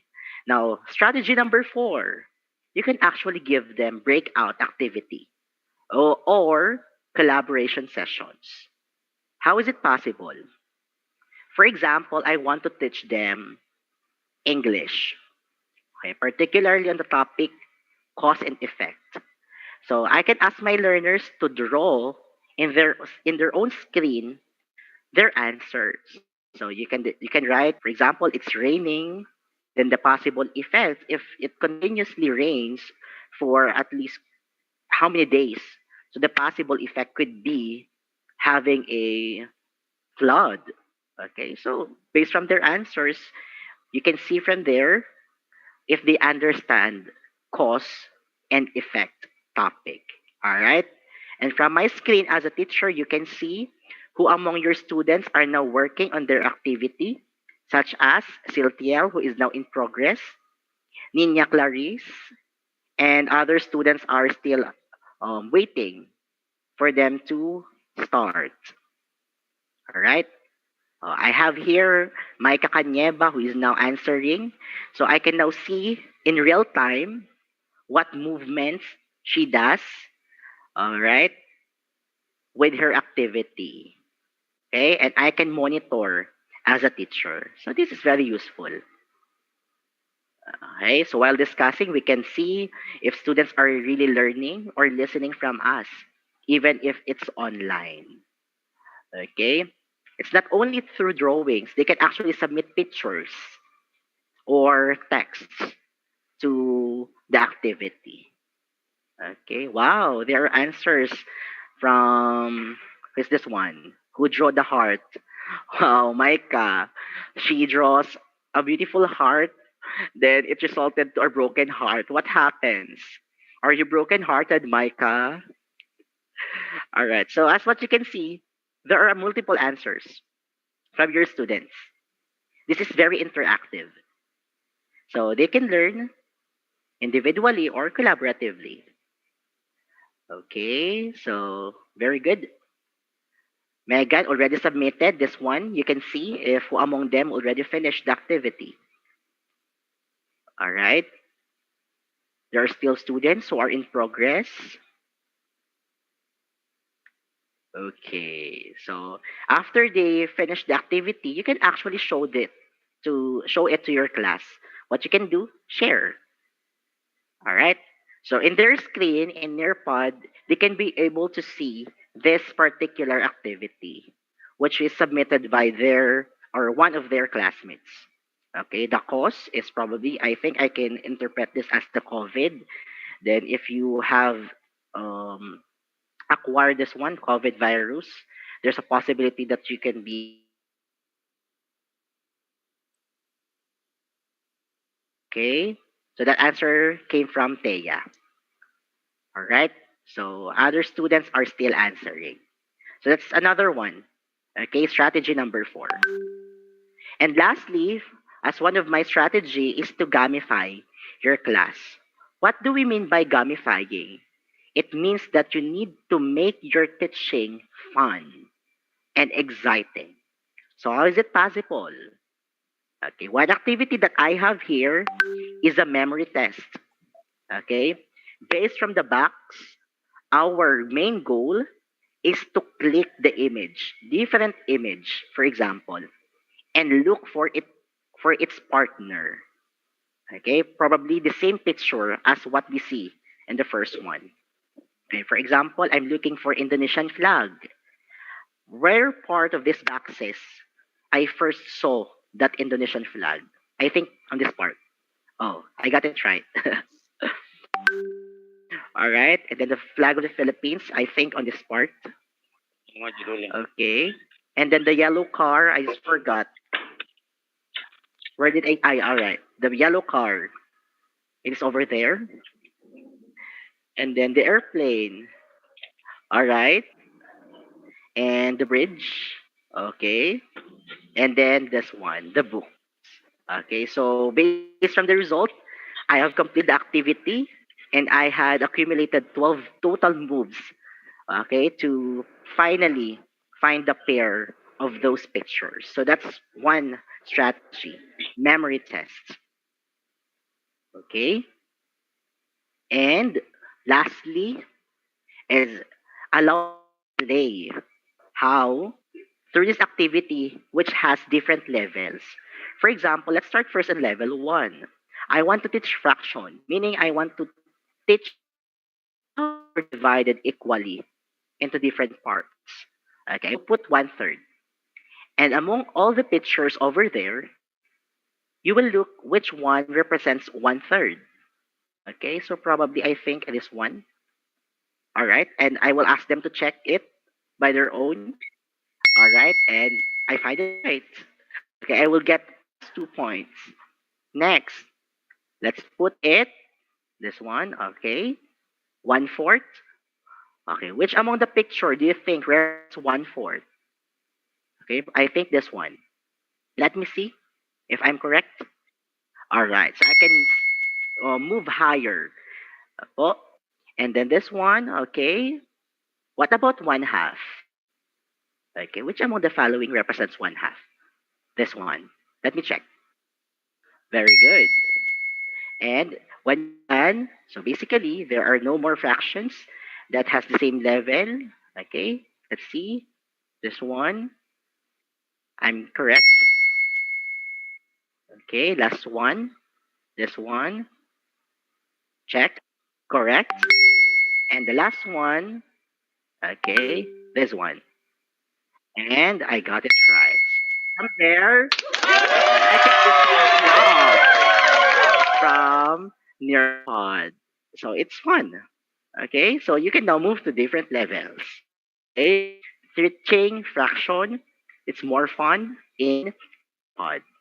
All right, so let's go now to the same question which I have given you earlier at the start of my talk. Now let me ask you once again the same question at the start. Okay, from your screen, can you still be a great teacher who can provide the learning that our students deserve? A for yes, and B. Okay? So I want to solicit answers coming from you. And I do hope through Nearpod, I hope you learn something from me because I am rooting for you. Today, we proved that we can learn together even if we are apart. Because education is the movement from darkness to light. Quoted from Alan Bloom. The pandemic may serve as the dark side of life But at the end of the day, it is us, innovative teachers, that will serve as the lights. And that ends my presentation for this morning. And I do hope you had fun being with me. Thank you so much.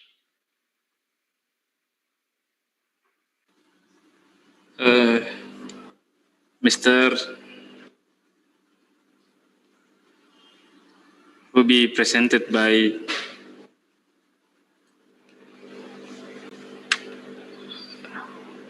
Arnel Turiano. Thank you. And what have you presented just now is very excited for me. You have over a new innovation in learning by presenting media, call it by AGV4X. Yeah. And I think this media very good for our student right now, and should be used in virtual learning process. Thank you. And we move to third presenter. Welcome to Mrs. Nur Dahniyar SPDM Home for presenting her topic by the topic Blended Learning as the New Normal for Primary School Learning.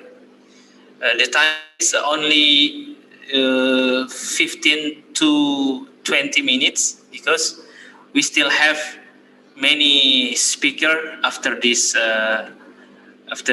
seminar, and we can continue to discuss from the participant. Maybe the participant will give many questions.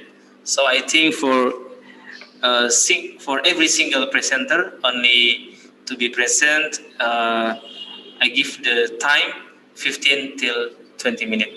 Please welcome to Mrs. Nur Dahniyar. Well, thank you very much for the moderator, Mr. Safar Yahya. Assalamualaikum warahmatullahi wabarakatuh. Waalaikumsalam warahmatullahi wabarakatuh. It's still morning, right? So magandang umaga.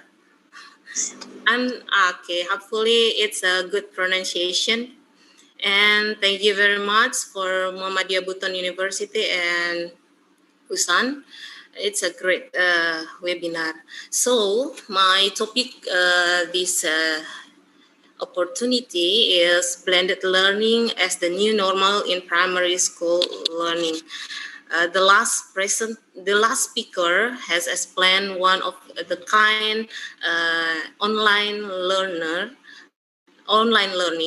It's I'm focused to watch the Mr. Arnell's presentation.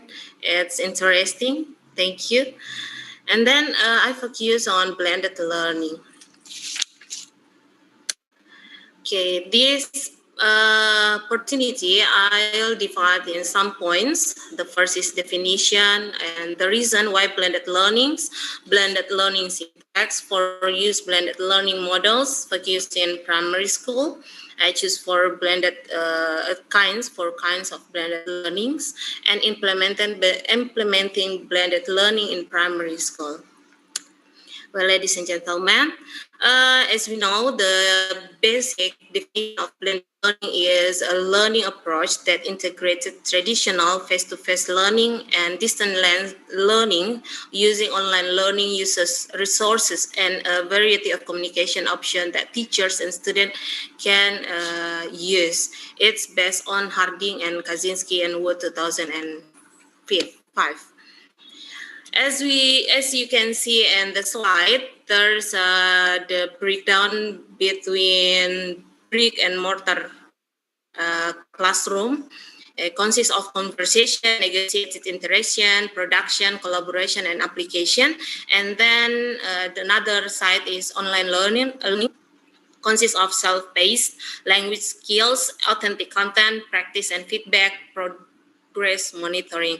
So what is blended learning? Blended learning is the mix of the both kinds of this learning method, classroom and online learning.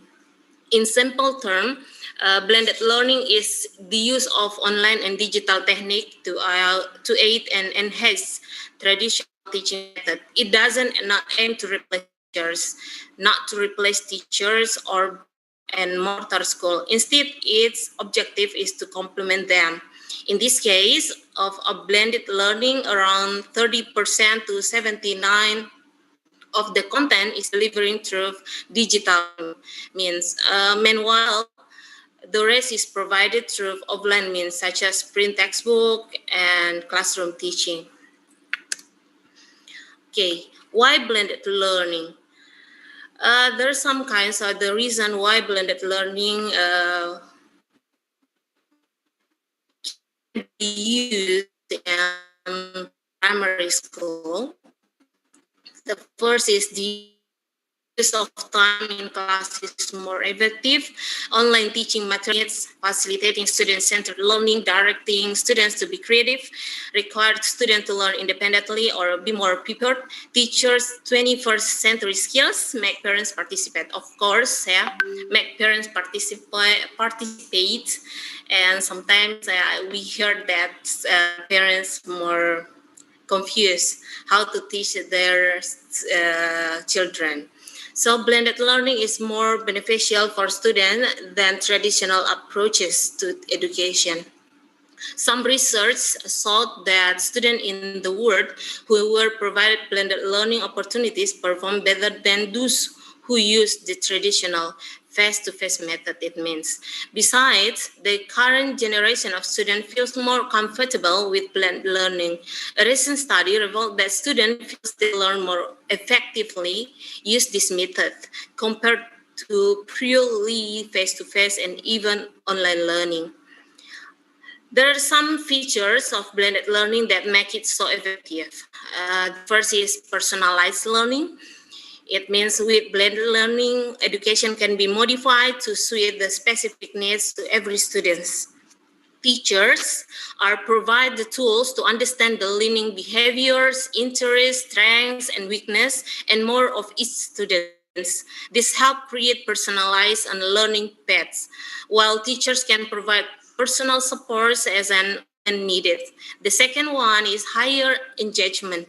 Blended learnings allow the inclusion of interactive and gaming elements in learning.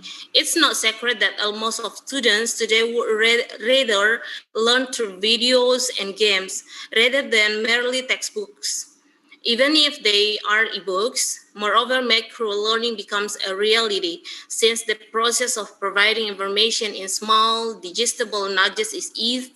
This means higher engagement and retention levels. The next is instant feedback. Students can get instant and detailed feedback with blended learning.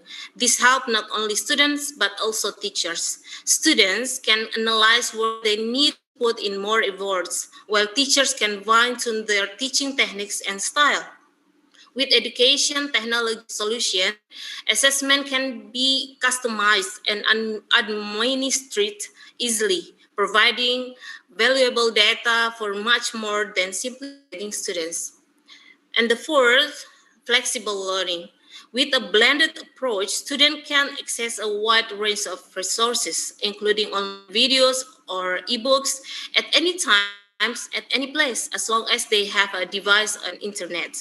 Both internal and external resources links, the library can be integrated when learning is delivered through digital means. This also allows students to take advantage of what Google calls micro moments. Students can learn while waiting for the bus, while commuting, while before going to sleep. Okay, there are three kinds of blended learnings. The first is seeking of information. Students independently look for reference online from various resources related to predefined topic and not the summarized reference resources.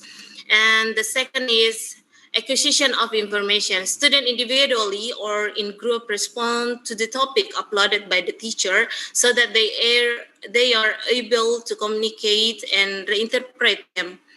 The last is synthesizing of knowledge. Students discussion results and conclusion from the information obtained in the form of discussion report, presentation materials, and assignment that can be sent back to the teacher's email or small class group, that provided by the teacher. So we have some, as we know, have various models, but this opportunity I'll explain based on the level, rotation models, flex models, self-blend, and enrich virtual. Okay. Rotation models students rotate between learning situation both in and outside the classroom. The classroom into situation, the students spend their day rotating between them. The teacher set the rotation schedule. Then they sit at one situation where they give direct instruction. Each station has a different approach to the same learning objective, and the students work individually in groups or with the teachers, depending on the station. One of the station is online, for example, where students complete surveys, write, listen to the story, or answer question. The next is flex model. I'm trying to make this simply because the moderator has told us they have a limited time. Okay, flex model. Content and instruction delivered primarily by the internet with the teacher providing assistance as needed. Students at computers at school, either for the entire class or in breakout rooms, while receiving individualized attention from the teacher. The teacher provides group instruction and individual supports as needed. Student works on the materials at their own pace online with face-to-face teacher supports. Online delivery of curriculum in the physical classroom. The next is self-blends. What is self-blends model in blended learning? Students take online classes to supplement traditional courses. Online course work done at home or at school. Physical classroom teacher doubles as online teacher. Students work at their own pace while having the option of face-to-face instruction. And some teacher for both online and physical courses allow students to get help on online course at school. And the last in this presentation, enrich virtual model. This model primarily distance learning combined with seldom school visit. Students complete courses online with seldom visits to brick and mortar school. Teacher provides remote assistance to students through email exchanges and online discussion boards. Students work at their own pace and learn to take responsibility for their own learning, and the online and physical elements merge on the rare occasion students attend school for instruction. Well, implementing blended learning in primary school. I have 3 points. The first is get the right technology tools. The first step in effective implementation of a blended learning program is to choose the right learning management system or LMS. The digital learning platform should help the educational institution achieve all the core objective of blended learning. The LMS, learning management system, should allow you or teacher and students to include interactive and gaming elements in the learning. This is essential for making learning more motivating and engaging. The inclusion of gaming elements make for a more motivating learning experience for 67% of the students. And the next is include effective assessment. For the successful implementation of a blended learning, getting assessment on point is a must. In some cases, the assessments could be online while being offline in others. The form and process of offline assessment have been well understood and defined. As for online assessments, they need to be quick and personalized. To make assessments and quizzes more motivating, the leaderboards and game elements can be integrated. And the last is make it last longer than school hours. Blended learning is not bound by physical walls or time constraints. Learning needs to be available at the time and place that the student desires. They should be able to access information on any device of their choice and benefit from self-directing learner. The smart provider is provided by the teacher. Well, learning for primary schools is very important. The first, we have some reason referring to the definition blended learning before. It's possible that do blended learning is at the basic education or primary school level. There are several reasons for this possibility. The first, if you look at the characteristic of students in 2020, are sitting in elementary or primary school, they are alpha generation. And then the second, learning in elementary or primary school with holistic assessment, which requires teacher not only to measure learning outcomes in the real of knowledge, but also to improve the skills and attitudes of students. And the third, the use of technology in learning in elementary or primary schools is very possible because blended learning is online material meetings can be retrieved devices that are owned by almost all students. Well, the closing statement that you can see at the slide. Blended learning is the future of education. Technology is helping in its own way and enabling the student access to access learning beyond the barriers of location and time. Thank you very much. More information we will discuss in the discussion session. Thank you very much. Salamat, ya, salamat. Ya. Terima kasih. Thank you very much. Wabillahi taufiq wal hidayah. Wassalamualaikum warahmatullahi wabarakatuh. Thank you. Thank you, Mrs. Daniel, for her explanation about blended learning. And the close statement that I found just now is this blended learning should be future education, especially for our student in elementary school, because using technology is one of important thing for our era today, but also not losing the control from the student, from the teacher. Okay, ladies and gentlemen, we move to the next presenter. Please welcome to Mr. Lamut. He will discuss the challenges in teaching and learning in the new normal, experiences by teacher and student in the Philippines. The time for you, you will spend the time for presenting your topic, maybe 15 till 20 minutes. Okay. Thank you very much. Good morning and happy Thursday, everyone.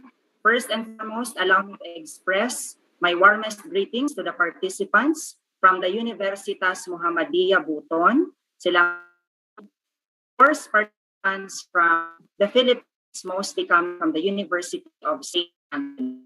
This morning, honored and excited to share with all of you some perspectives from my country, the Philippines, regarding the challenges in teaching and learning in the new normal as experienced and as perceived by teachers and students in our country. Before we go to the perspectives, allow me to bring you back to the time when the Philippines had to make one of the biggest decisions in history. The date was March 16, 2020. President Rodrigo Roa Duterte of the Republic of the Philippines placed the entire mainland Luzon, that's a part of the Philippines, under the enhanced community quarantine. This eventually led to the closure of schools and consequently the suspension of in-person classes in all levels. Here's a picture of a teacher telling a story in front of her pupils. This photo was taken in March 2020. Now here's another picture of a typical classroom in the Philippines. There's a chalkboard, the teacher's table, and the students' chairs. Unlike the first picture, however, there's no teacher and there are no students. This was taken in March 2021. Do you see the difference? Big difference, right? Now get this. Here's another picture of a Filipino teacher discussing a concept to Filipino learners. And here's another picture of another Filipino teacher still discussing a certain concept, but this time making use of laptop and without the physical presence of her pupils. We can also see a very big difference. The picture at the left was taken before the pandemic. At the right side was taken the pandemic. There's more. Here's a picture of a group of Filipino pupils who are joyfully and cheerfully singing a song. And here's a picture of a diligent elementary pupil who tries to understand a certain lesson with a cell phone and modules placed on the table. Big difference, right? The picture at the left was taken before the pandemic, and the picture at the right side was taken during the pandemic. The pictures that I just showed you this morning generally emphasize the big difference that we had in the past and the present new normal of education. Here in the Philippines, despite the pandemic and just like the other countries as well in the world, we opened school year 2020 to 2021 with a new teaching and learning modality. From the traditional in-person classes, we shifted to online and modular distance learning.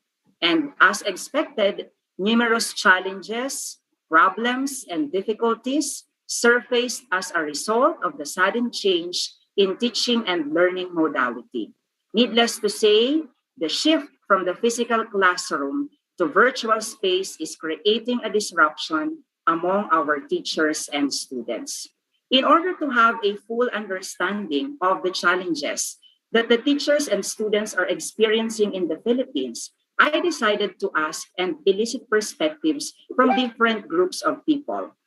I asked the perspectives from a teacher, a student, an administrator, and a parent. Ladies and gentlemen, allow me to present to all of you the challenges in teaching and learning in the new normal from the point of view, first and foremost, of public and private elementary teachers in the Philippines. Everyone, I'd like you all to meet teacher Regine May Layosa Kite. She's a grade school teacher here in the University of St. Anthony, Philippines. I asked teacher Regine, being a grade school teacher, what do you think is the biggest challenge in teaching Filipino learners in the new normal? This is teacher Regine's response. And I quote, I think we lost a certain kind of connection with our learners when we shifted from in-person classes to online distance learning. The unseen barrier that radiates off the screen of each gadget seems to become more and more evident as time goes by. Something is definitely drifting away. It's really a big challenge for us grade school teachers to motivate, encourage, manage, and catch our pupils' attention easily. It's very ironic how we wanted to keep them quiet before whenever we are having a lecture, but now all we want for them to do is speak up and share. I was curious, so I asked teacher Regine, how is she coping and how she addresses this challenge? May I share to you her response? According to teacher Regine, she makes sure that she has a constant communication, not only with her pupils, but with their parents as well. She reminds the students not to be afraid to tell them anything. She makes them feel that they are heard, remembering special moments in their life, complimenting their good deeds, and congratulating them in their little achievements are some of the things that she does to help them cope with the situation, believing and hoping that with these simple gestures and generous words, they would eventually become motivated and comfortable opening up. I also would like to, I remember these two words from Teacher Regine's response, connectivity and connection. Our Vice President for Academic Affairs, Dr. Ballesteros, one time mentioned about these two very important concepts in online distance learning. While we cannot control sometimes connectivity, it's beyond our control. According to our VPAA, some connection is something that all of us can work on. While our students experience difficulty connecting because of poor internet signal and power interruption, a teacher can always establish a meaningful connection with her learners. I also would like to share with you, I conducted a quick survey to a group of elementary teachers about the top challenges that they experienced in the new normal education setup, and I'm showing you the results. The top 5 challenges, which are difficulty in workload management, 32%, intermittent and unstable internet connection, 24%, difficulty in virtual classroom management, 21%, difficulty in managing instruction, 13%, and limited resources, 10%. On the part of the learners, I also asked them the challenges, and these are the responses. We have number 1, intermittent and unstable internet connection, 43%, overloading of tasks, 26%, limited resources, 14%, distractions, 11%, and difficulty in understanding lessons, 6%. I'd like to make a connection between the challenge experienced by teachers and students. I think because of what Teacher Regine was saying about the loss of a connection that we have for our students, these challenges happen, like the difficulty in virtual classroom management, and on the part of the learners, the distractions. So it is really very important that teachers, while doing online classes, should impose netiquette and online learning protocols, which should be acknowledged by the students. I think this way, we will be assured that the connection between the teacher and the students will not be lost. Also, I would like to introduce to all of you a public school teacher in the person of Teacher Joseph E. Briones.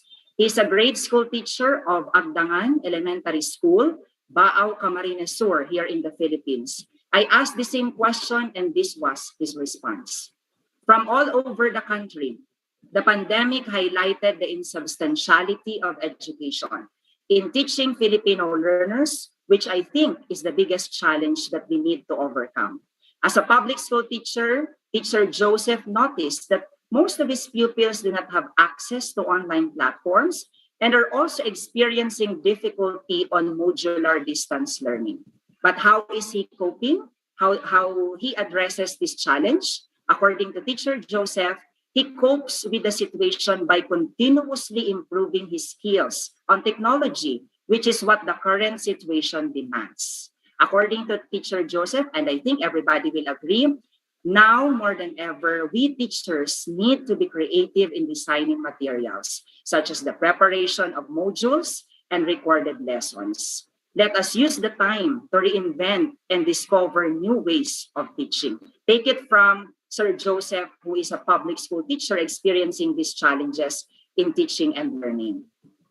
I would also like to introduce to all of you Teacher Angeline L. Albano. She's a kinder teacher from San Nicolas Elementary School, Iriga City, still that is in the Philippines. I asked the same question. She's teaching preschool. So I'd like to know what are the challenges being experienced by a preschool teacher, which might be different from those being experienced in the primary and intermediate level. The biggest challenge these days, according to Teacher Angie, is teaching the learners the fundamental skills of reading, writing, and counting. Preschool, according to Teacher Angie, is the first stage of formal schooling. It's a critical period for learning. So we need to do extra works for this skill to be mastered by the pupils, even at the comforts of their home. But she shared to us things that we can probably do if we handle learners in the new normal. What she's doing is she conducts field works and home visitation without, of course, violating the health protocols. She distributes extra worksheets that are suited to the intellectual abilities of different types of learners, like the giving of remedial activities for struggling learners, enhancement activities for average learners, and advanced activities for fast learners, which only goes to show that even in the time of a pandemic, with the new normal that we have, still we can adopt differentiated instruction and assessment styles for our learners. I'd also looked into the result of the survey. Although as suggested by the teachers, the public school teachers, there are plenty of things, tasks, and activities to do. I think that's basically the reason why when I conducted the survey for teachers, the top challenge is the difficulty in workload management because, of course, we can all see that, we can all observe that from our teachers. The workload this time is different from what we had in the past. And on the part of the students, some of them were also complaining about the overloading of tasks. So maybe I can suggest what can we do to solve this challenge, to address this challenge. Teachers should lessen the tasks and the activities being given to the students. And I also asked perspectives from our administrators, particularly from two school heads, one from the private school and the other from the public school. This one is Ma'am Gertrudes Manaog Hoven, School Principal 2 of Bato North Central School, Bato, Camarines Sur, here in the Philippines. As a school head, I asked Ma'am Hoven the biggest challenge that she thinks is being experienced by teachers in the new normal. This was her response. In my experience as a school head, I think the biggest challenge in the new normal is how to capacitate teachers in the implementation of the BELCP. In the Philippines, we call it the Basic Education Learning Continuity Plan, and have full provisioning in terms of needed learning resources and relevant instructional materials. Now, in their school, according to Ma'am Hoven, this is how they address the challenge.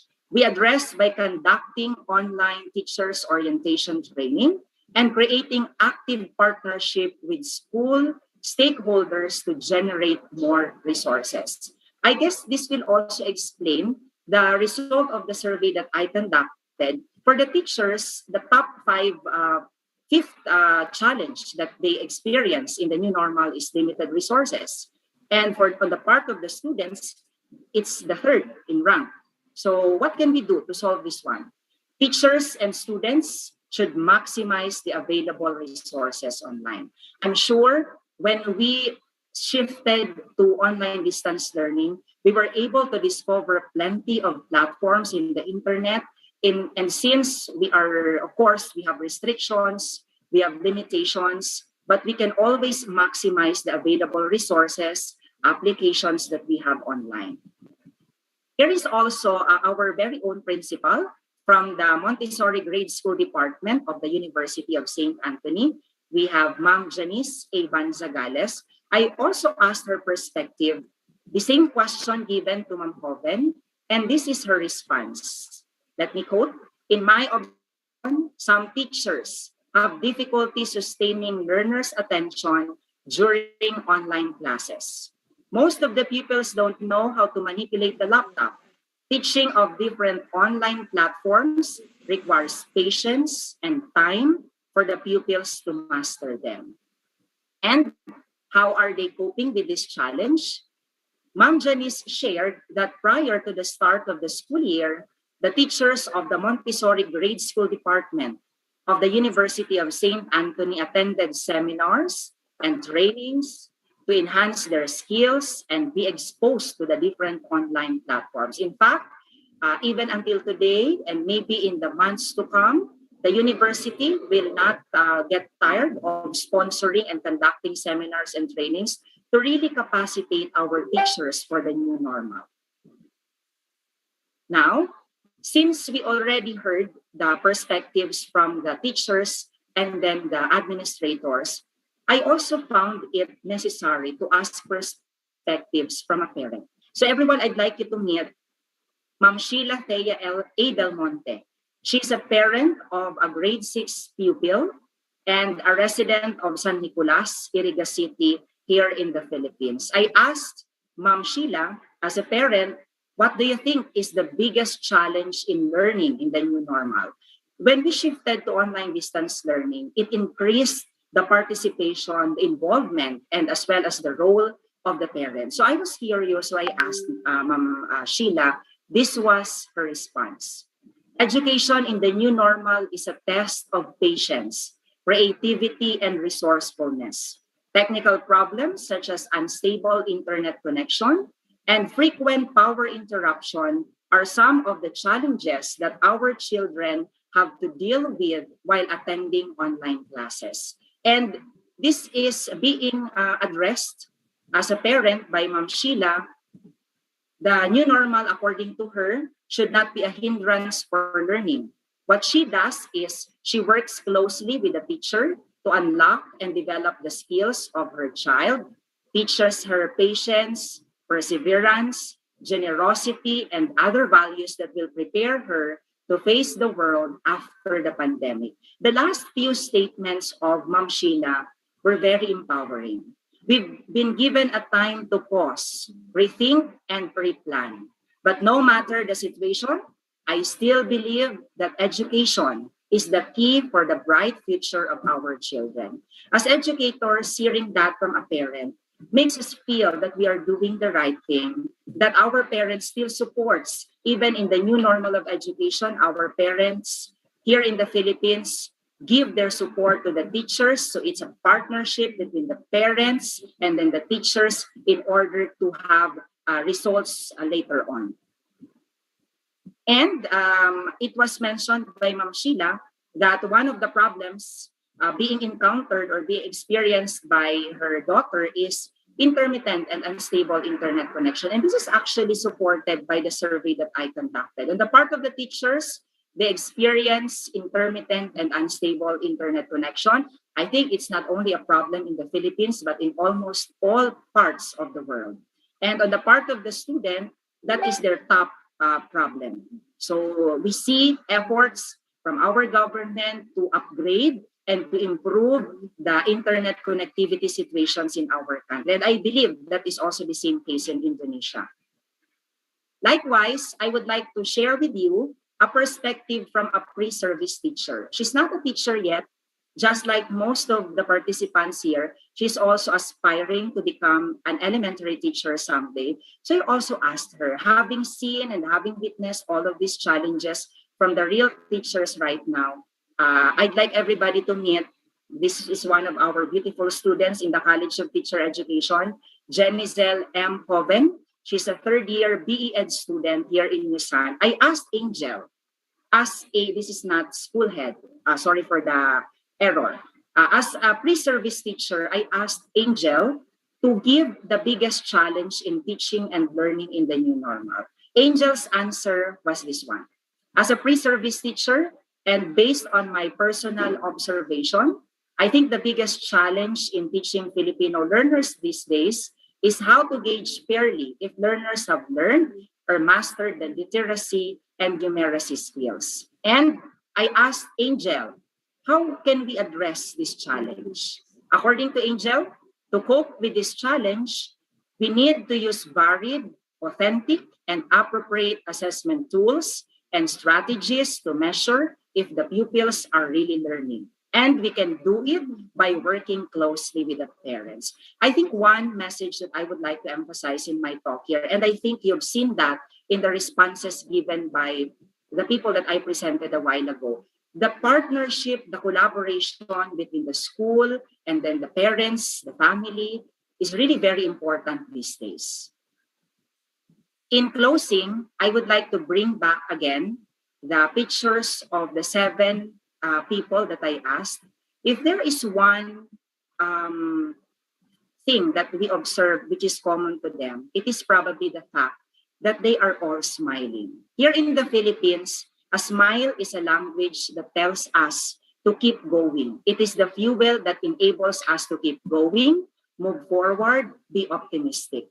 While we take our jobs seriously as a teacher, we Filipinos do not forget to smile because, as I've said, this smile is the one that enables us to keep going and move forward. We belong, TV teachers, the participants of this webinar, we belong to a community of professionals who are creative, innovative, and resilient.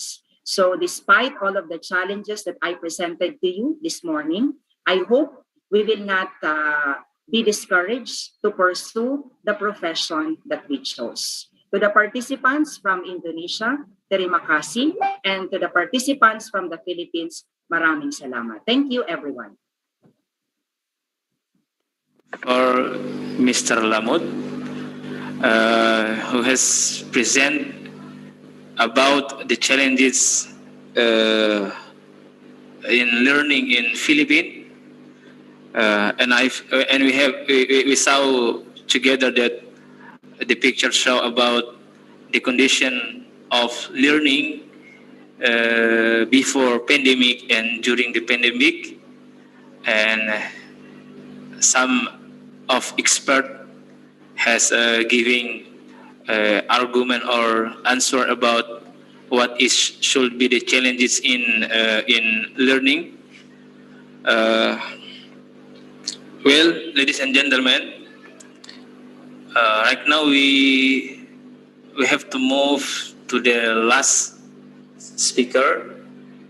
Last speaker should be presented by Ibu Andi Leli, SPD MPD.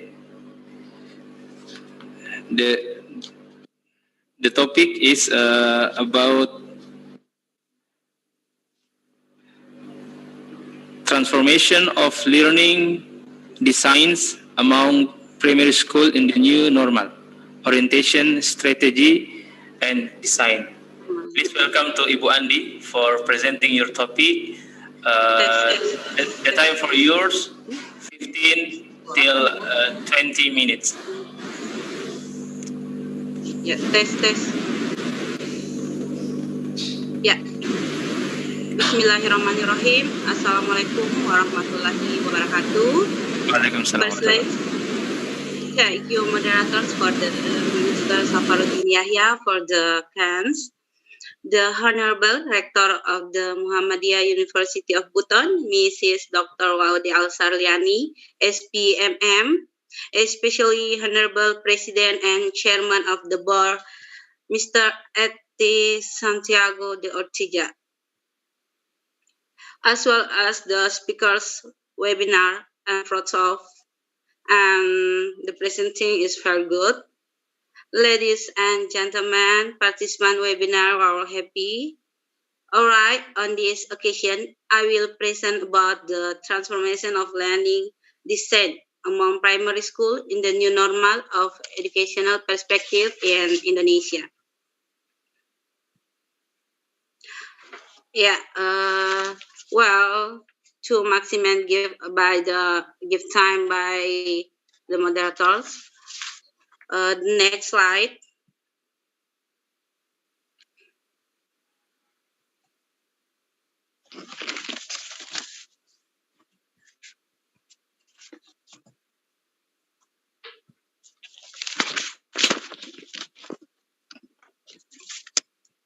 Ladies and gentlemen, our participants of webinar, as we know, education in the new normal closely relates to the impact of the pandemic. The COVID-19 pandemic has forced a component of education in Indonesia to implement distance learning. Let us look at the current reality. Learning that occurred during the COVID-19 pandemic was distance learning. This distance learning is carried out either through online learning or offline learning. In fact, most use a combination of online and offline. new normal will soon be implemented in Indonesia, including the education sector. The World Health Organization (WHO) has issued a statement that this pandemic will not end quickly. When the President of the Republic of Indonesia initiates a new normal as a new stage for the start of life, where people can live side by side with the COVID-19, of course, with various health protocols that must be followed. Then the ideal is how formal education institutions such as school can continue to carry out their function with existing limitation, so that even if circumstances require its students to continue learning from home, the main must be remain in school. Next, to be the question, how is the learning process carried out in this new normal? In the new normal, the world of education is forced by circumstance to adapt quickly. The Minister of Education and Culture has issued a statement that its school has begun to prepare itself for the implementation of education in the new normal. The learning transition period is still using the online method. The application of the physical distancing as the main factor of the new normal is a challenge in the world of education, which usually brings together educators with students in the face-to-face teaching and learning process. Therefore, schools are obligated to find solutions related to how the teaching and learning process in the new normal can continue without neglecting the role of the teacher as teacher. In addition, the Ministry of Education and Culture also has an important role, which need to learn a lot from other countries. Good things can be adopted in Indonesian or create an innovation that can be adapted to local conditions given Indonesians' demographics and geography. Obviously, to online learning process such as technology facilities, networks, educators' readiness, and good learning content must be immediately searched for the solution.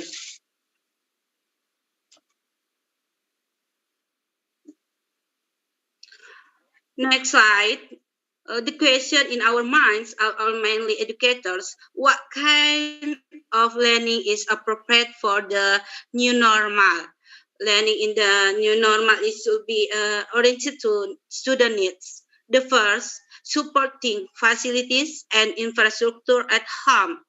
Learning support capacity at home learning adaptation is based on existing support capacity at home, school, and the condition of student as a number of things related to this can be done by educators staff through communication with the parents, guardians of students. Identify the whereabouts of learning components and when parents vary because various activities can be explored, making learning schedule for more flexible. The availability of communication tool can support for codes as well as internet affordability determines the implementation of online, offline learning and a mix of the two, online and offline. Learning starts can be configured through online media and printouts taken by parents at school. Learning material that follow the modification of learning targets so that the teaching of the new material needs to consider the condition and abilities for students with the special needs.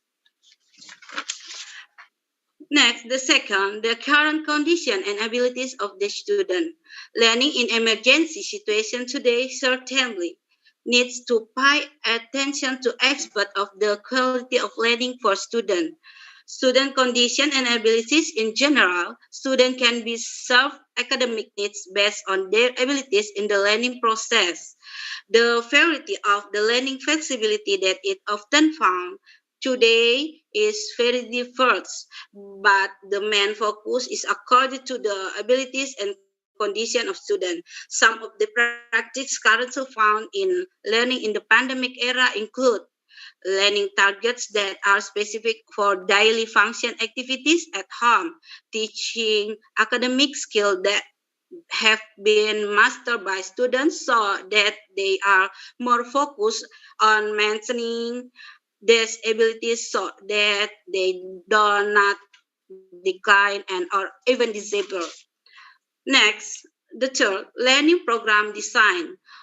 For the continuity of learning after the pandemic, the ability of educators to design flexible learning to students is a challenge.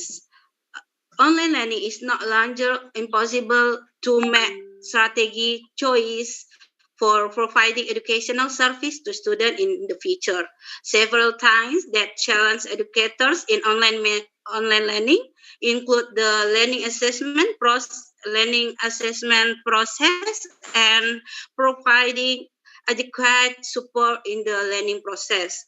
These three things are used to explore alternative forms of the learning that can be provided to students.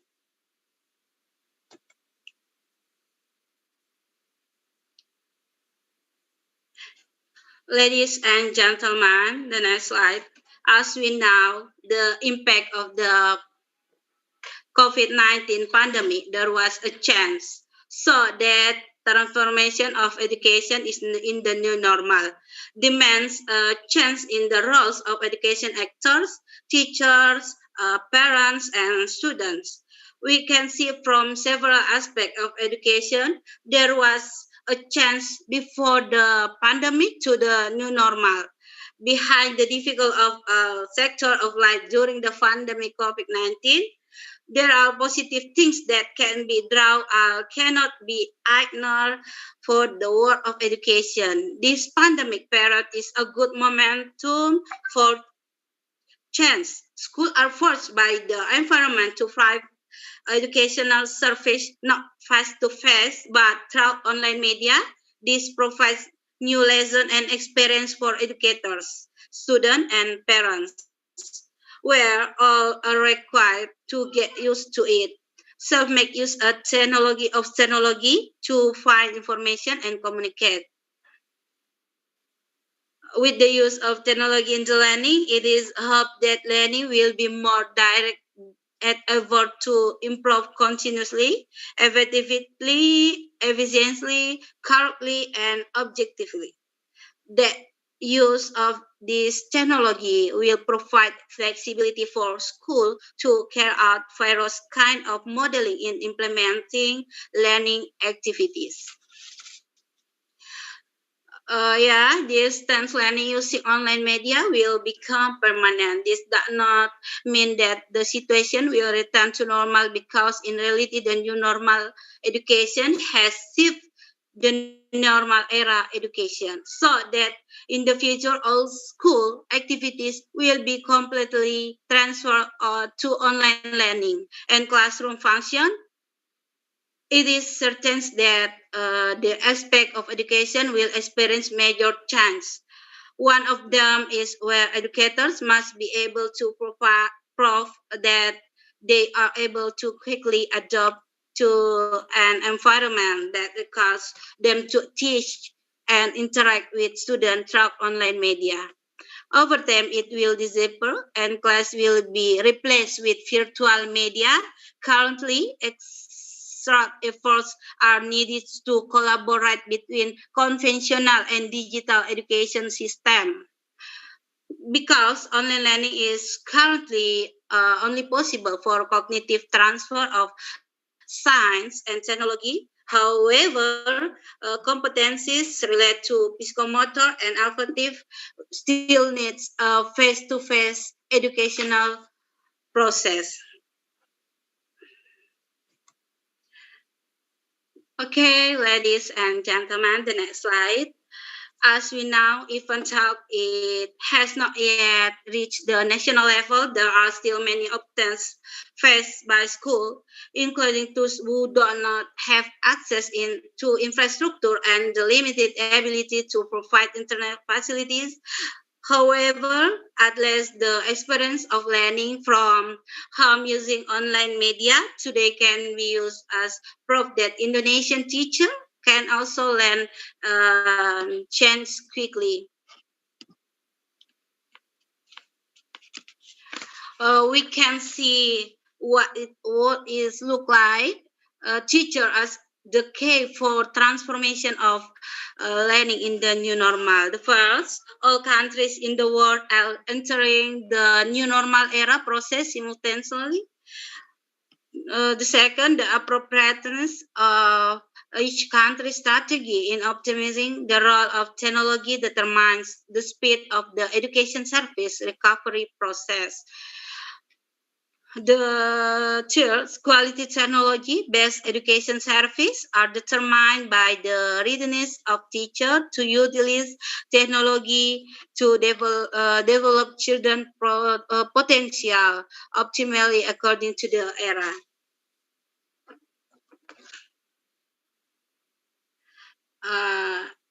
Next, ladies and gentlemen, as we know, in education, especially in learning, teacher has a very important role. Therefore, provision of learning in the new normal.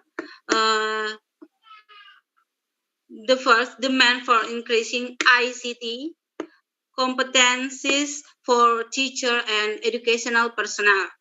The second, demand for content, application, and infrastructure. The third, innovative new learning models with the latest technology. Fourth, life skill-based learning and appropriate technology. The fifth, releasing student and independent and social, global individuals.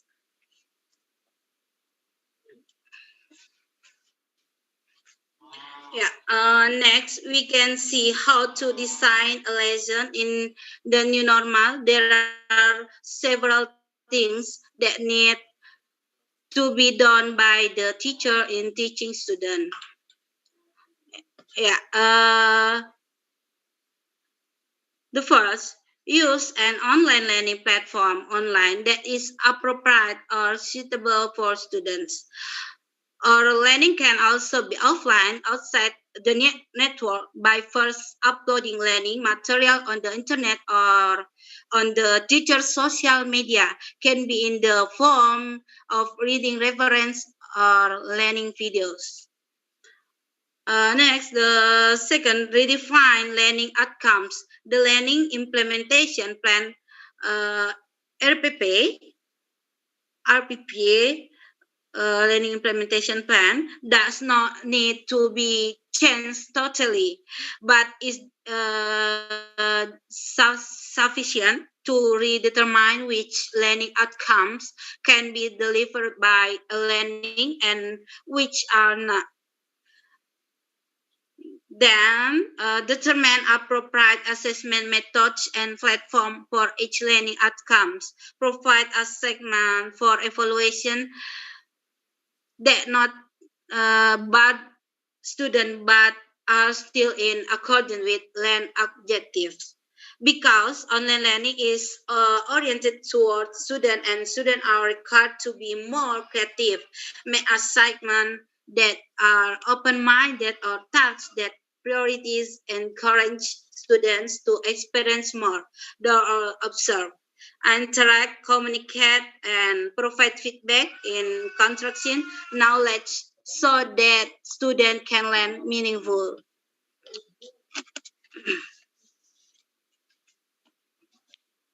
In general, for the primary school, this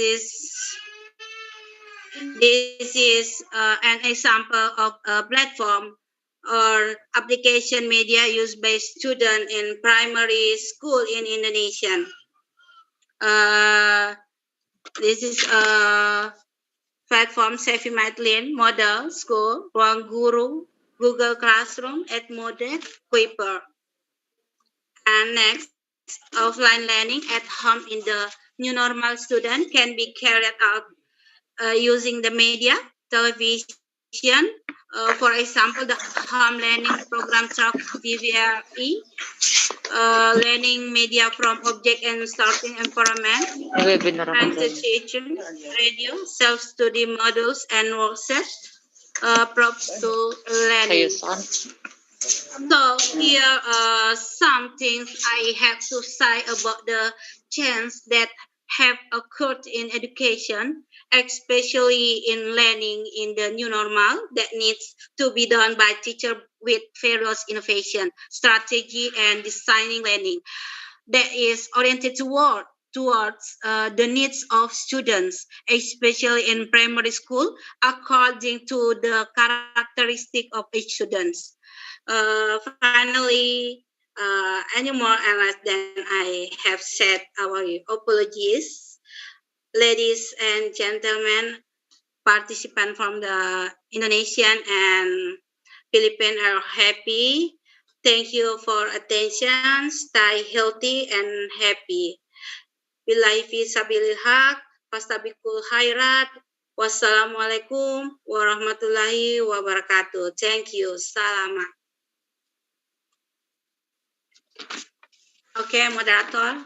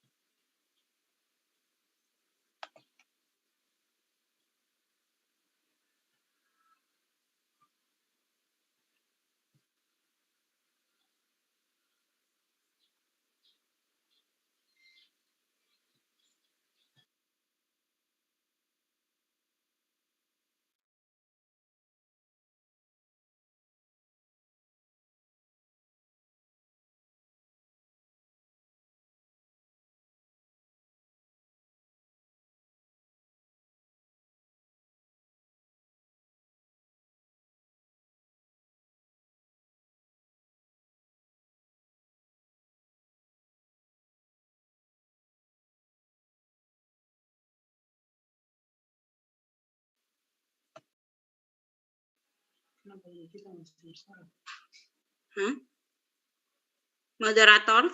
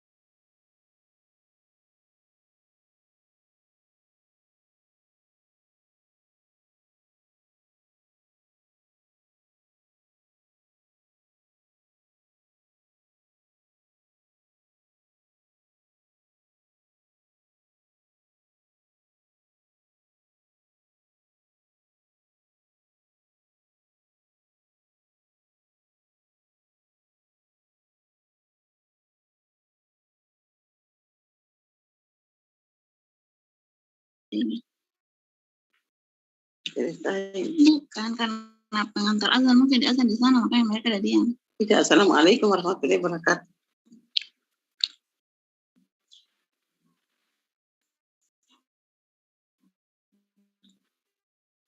Anak-anak ini mereka ini bagaimana ini? Mahasiswa PGSD. Di rumahnya mereka yang satu. Iya. Tinggal dialek-dialek tuh. Kayak mama ini. Belum bicara juga mereka. Ini masih Dida. Bekasnya didampingi. Dari luar negeri. Yang ini. Ada di sini. Mereka live juga di negaranya. Kan negara internasional. Mama, jawab.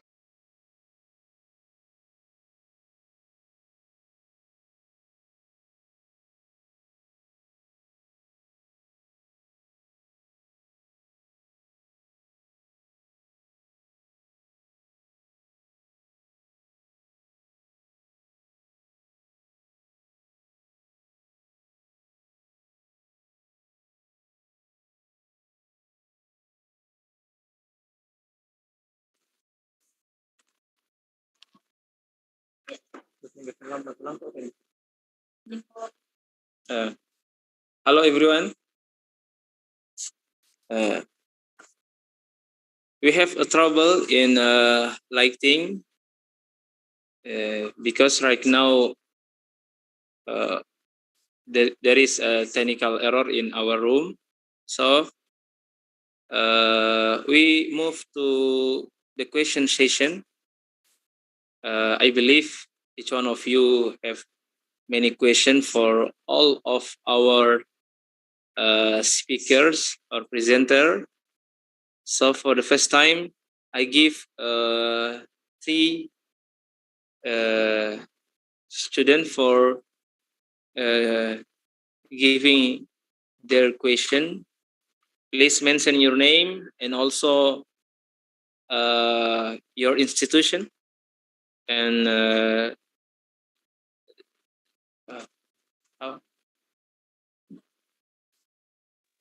okay.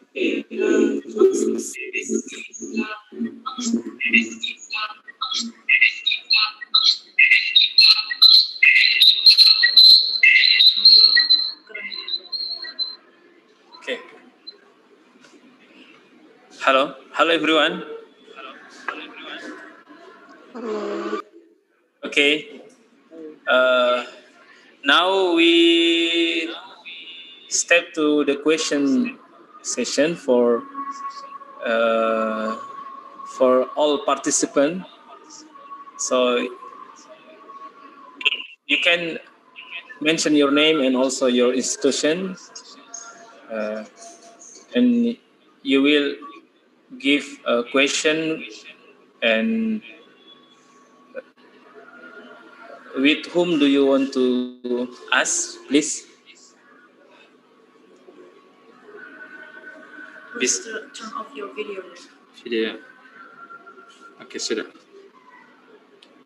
Maybe there is some participants who want to type on chat box. Yes. Once of participant can type your question also in your task box. Okay, here.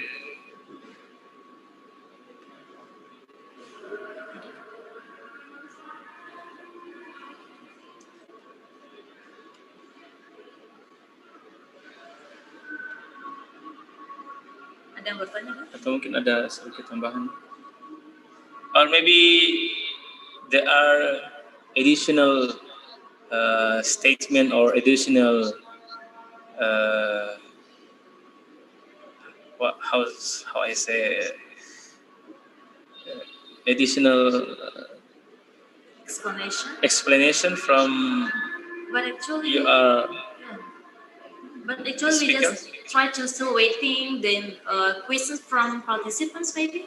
Because when I see here in the chat, all participants only say congratulations and thank you, and congratulations and thank you for everyone, Ma'am Andi Lely. So maybe Mrs. Lamut, Mr. Lamut, or Mr. Turiano.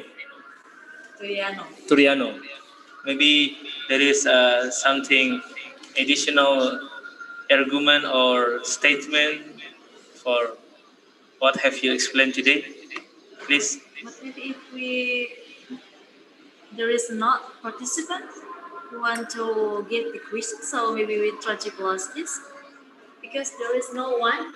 There's no one, yeah. I have saw here in the chatting room, but there's no question.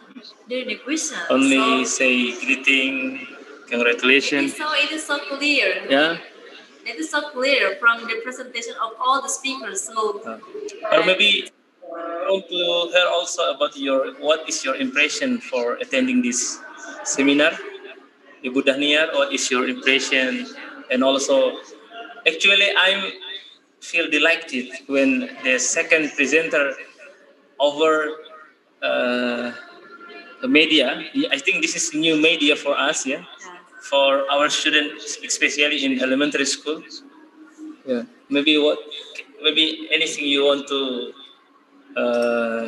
deliver for additional statement. Yes. Also, Ibu Daniar, yeah. Yeah, Welcome. okay. Thank you very much. As Mr. Safar said that I'm interested in Mr. Arnel Turiano explanation about that application. So maybe me, I'm a learning.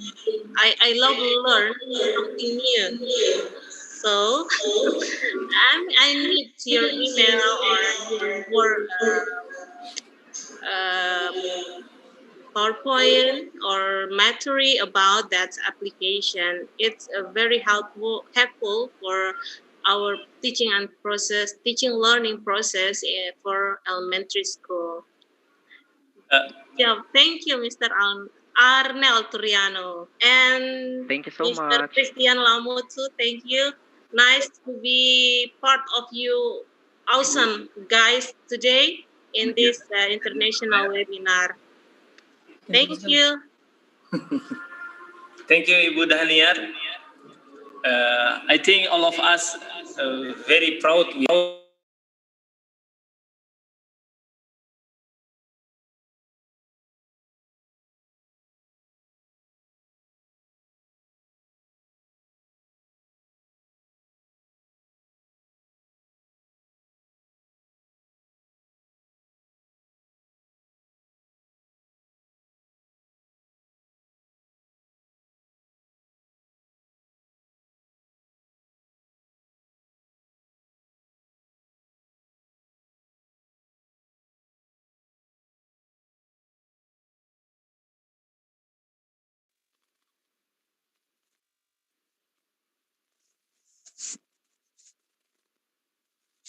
bisa.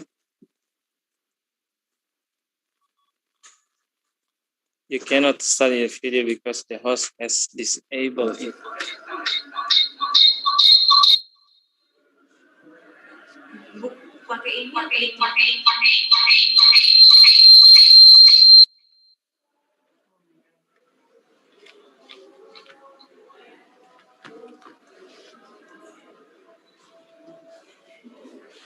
Ada tidak tambahan kira-kira? Iya.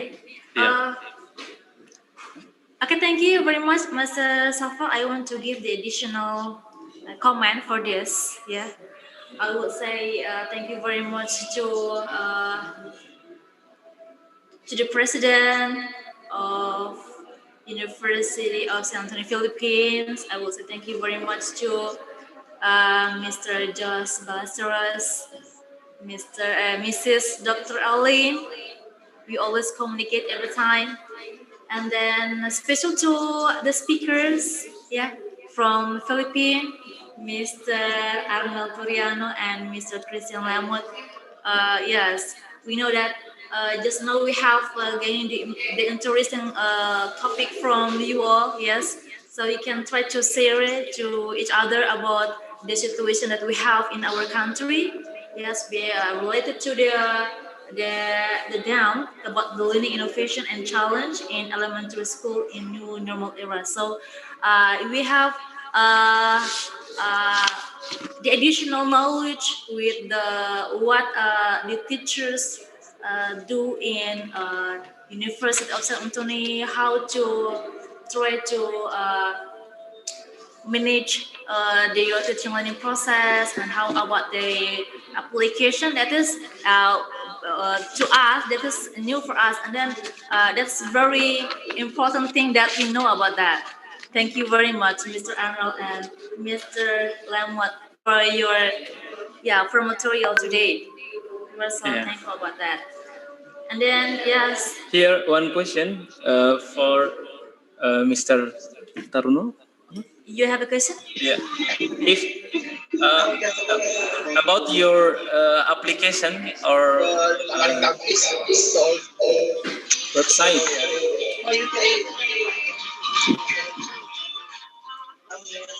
Alright. Hello, good day, everyone. Yeah. About your application that have you present just now, that should be commercial or free for everyone? All right. So regarding the application which I used earlier, that is nearpod.com, which is free. Okay, but as all right, yeah. But as I what I observed earlier, there are limitations. Okay, I can only accept 40 participants in one classroom. I see that. So I think we can applicate it for our students. Sure. Yeah. Thank you very much. Okay, thank you for everyone who have been the presenter and also who have been the participant in this international webinar seminar. And we hope this is not only the last of our international seminar, but should be continue for the next time. And seriously, I'm as a moderator feel happy today and very, very excited. I think all of us. Yeah, all of us. Because we found new information, new knowledge about the strategy, about something innovation in learning. And I think COVID-19 not should be finished, but he will be like our friend in our daily life. Yes. But Our friend daily life. I think one of impact is everyone must to be contribute for Yes. developing teaching and learning, and not to be puts us not to be Desperate. pessimistic. Yeah. Thank you for everyone, and we hope to be we can continue for the next international seminar. There is one greeting from our rector, Ibu Dr.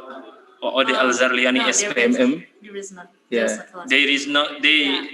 She does not attending closing agenda because she has There is many another meeting. another meeting. Yeah.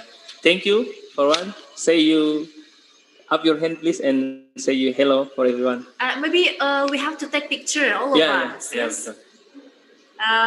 Ferdi, can you please help us? And I think you have to give your best smile. Ferdi, are you ready, Ferdi? Yes. Please help us. Yes. Wait for me.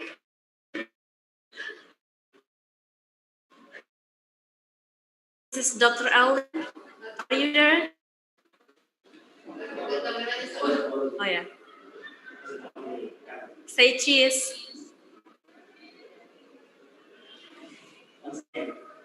Once again.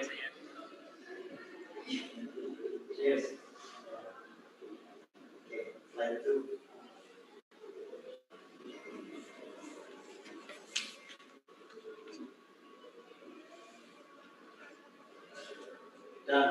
Okay. Once again, thank you for your attending this seminar, and the information or the topic what have we discussed today, you can broadcast, you can see in YouTube. Yeah. Thank you. And the last, Assalamualaikum warahmatullahi wabarakatuh. I wish you are in healthy. And then I will say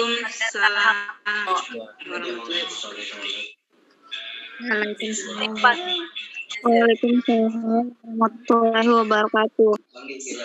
Okay, thank you for all the participants. Mr.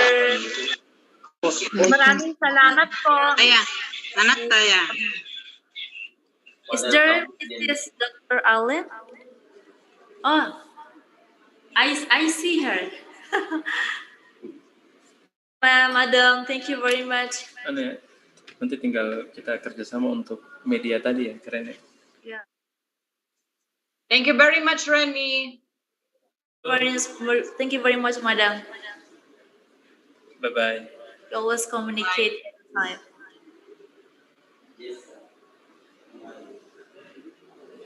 Aplikasinya ya, keren.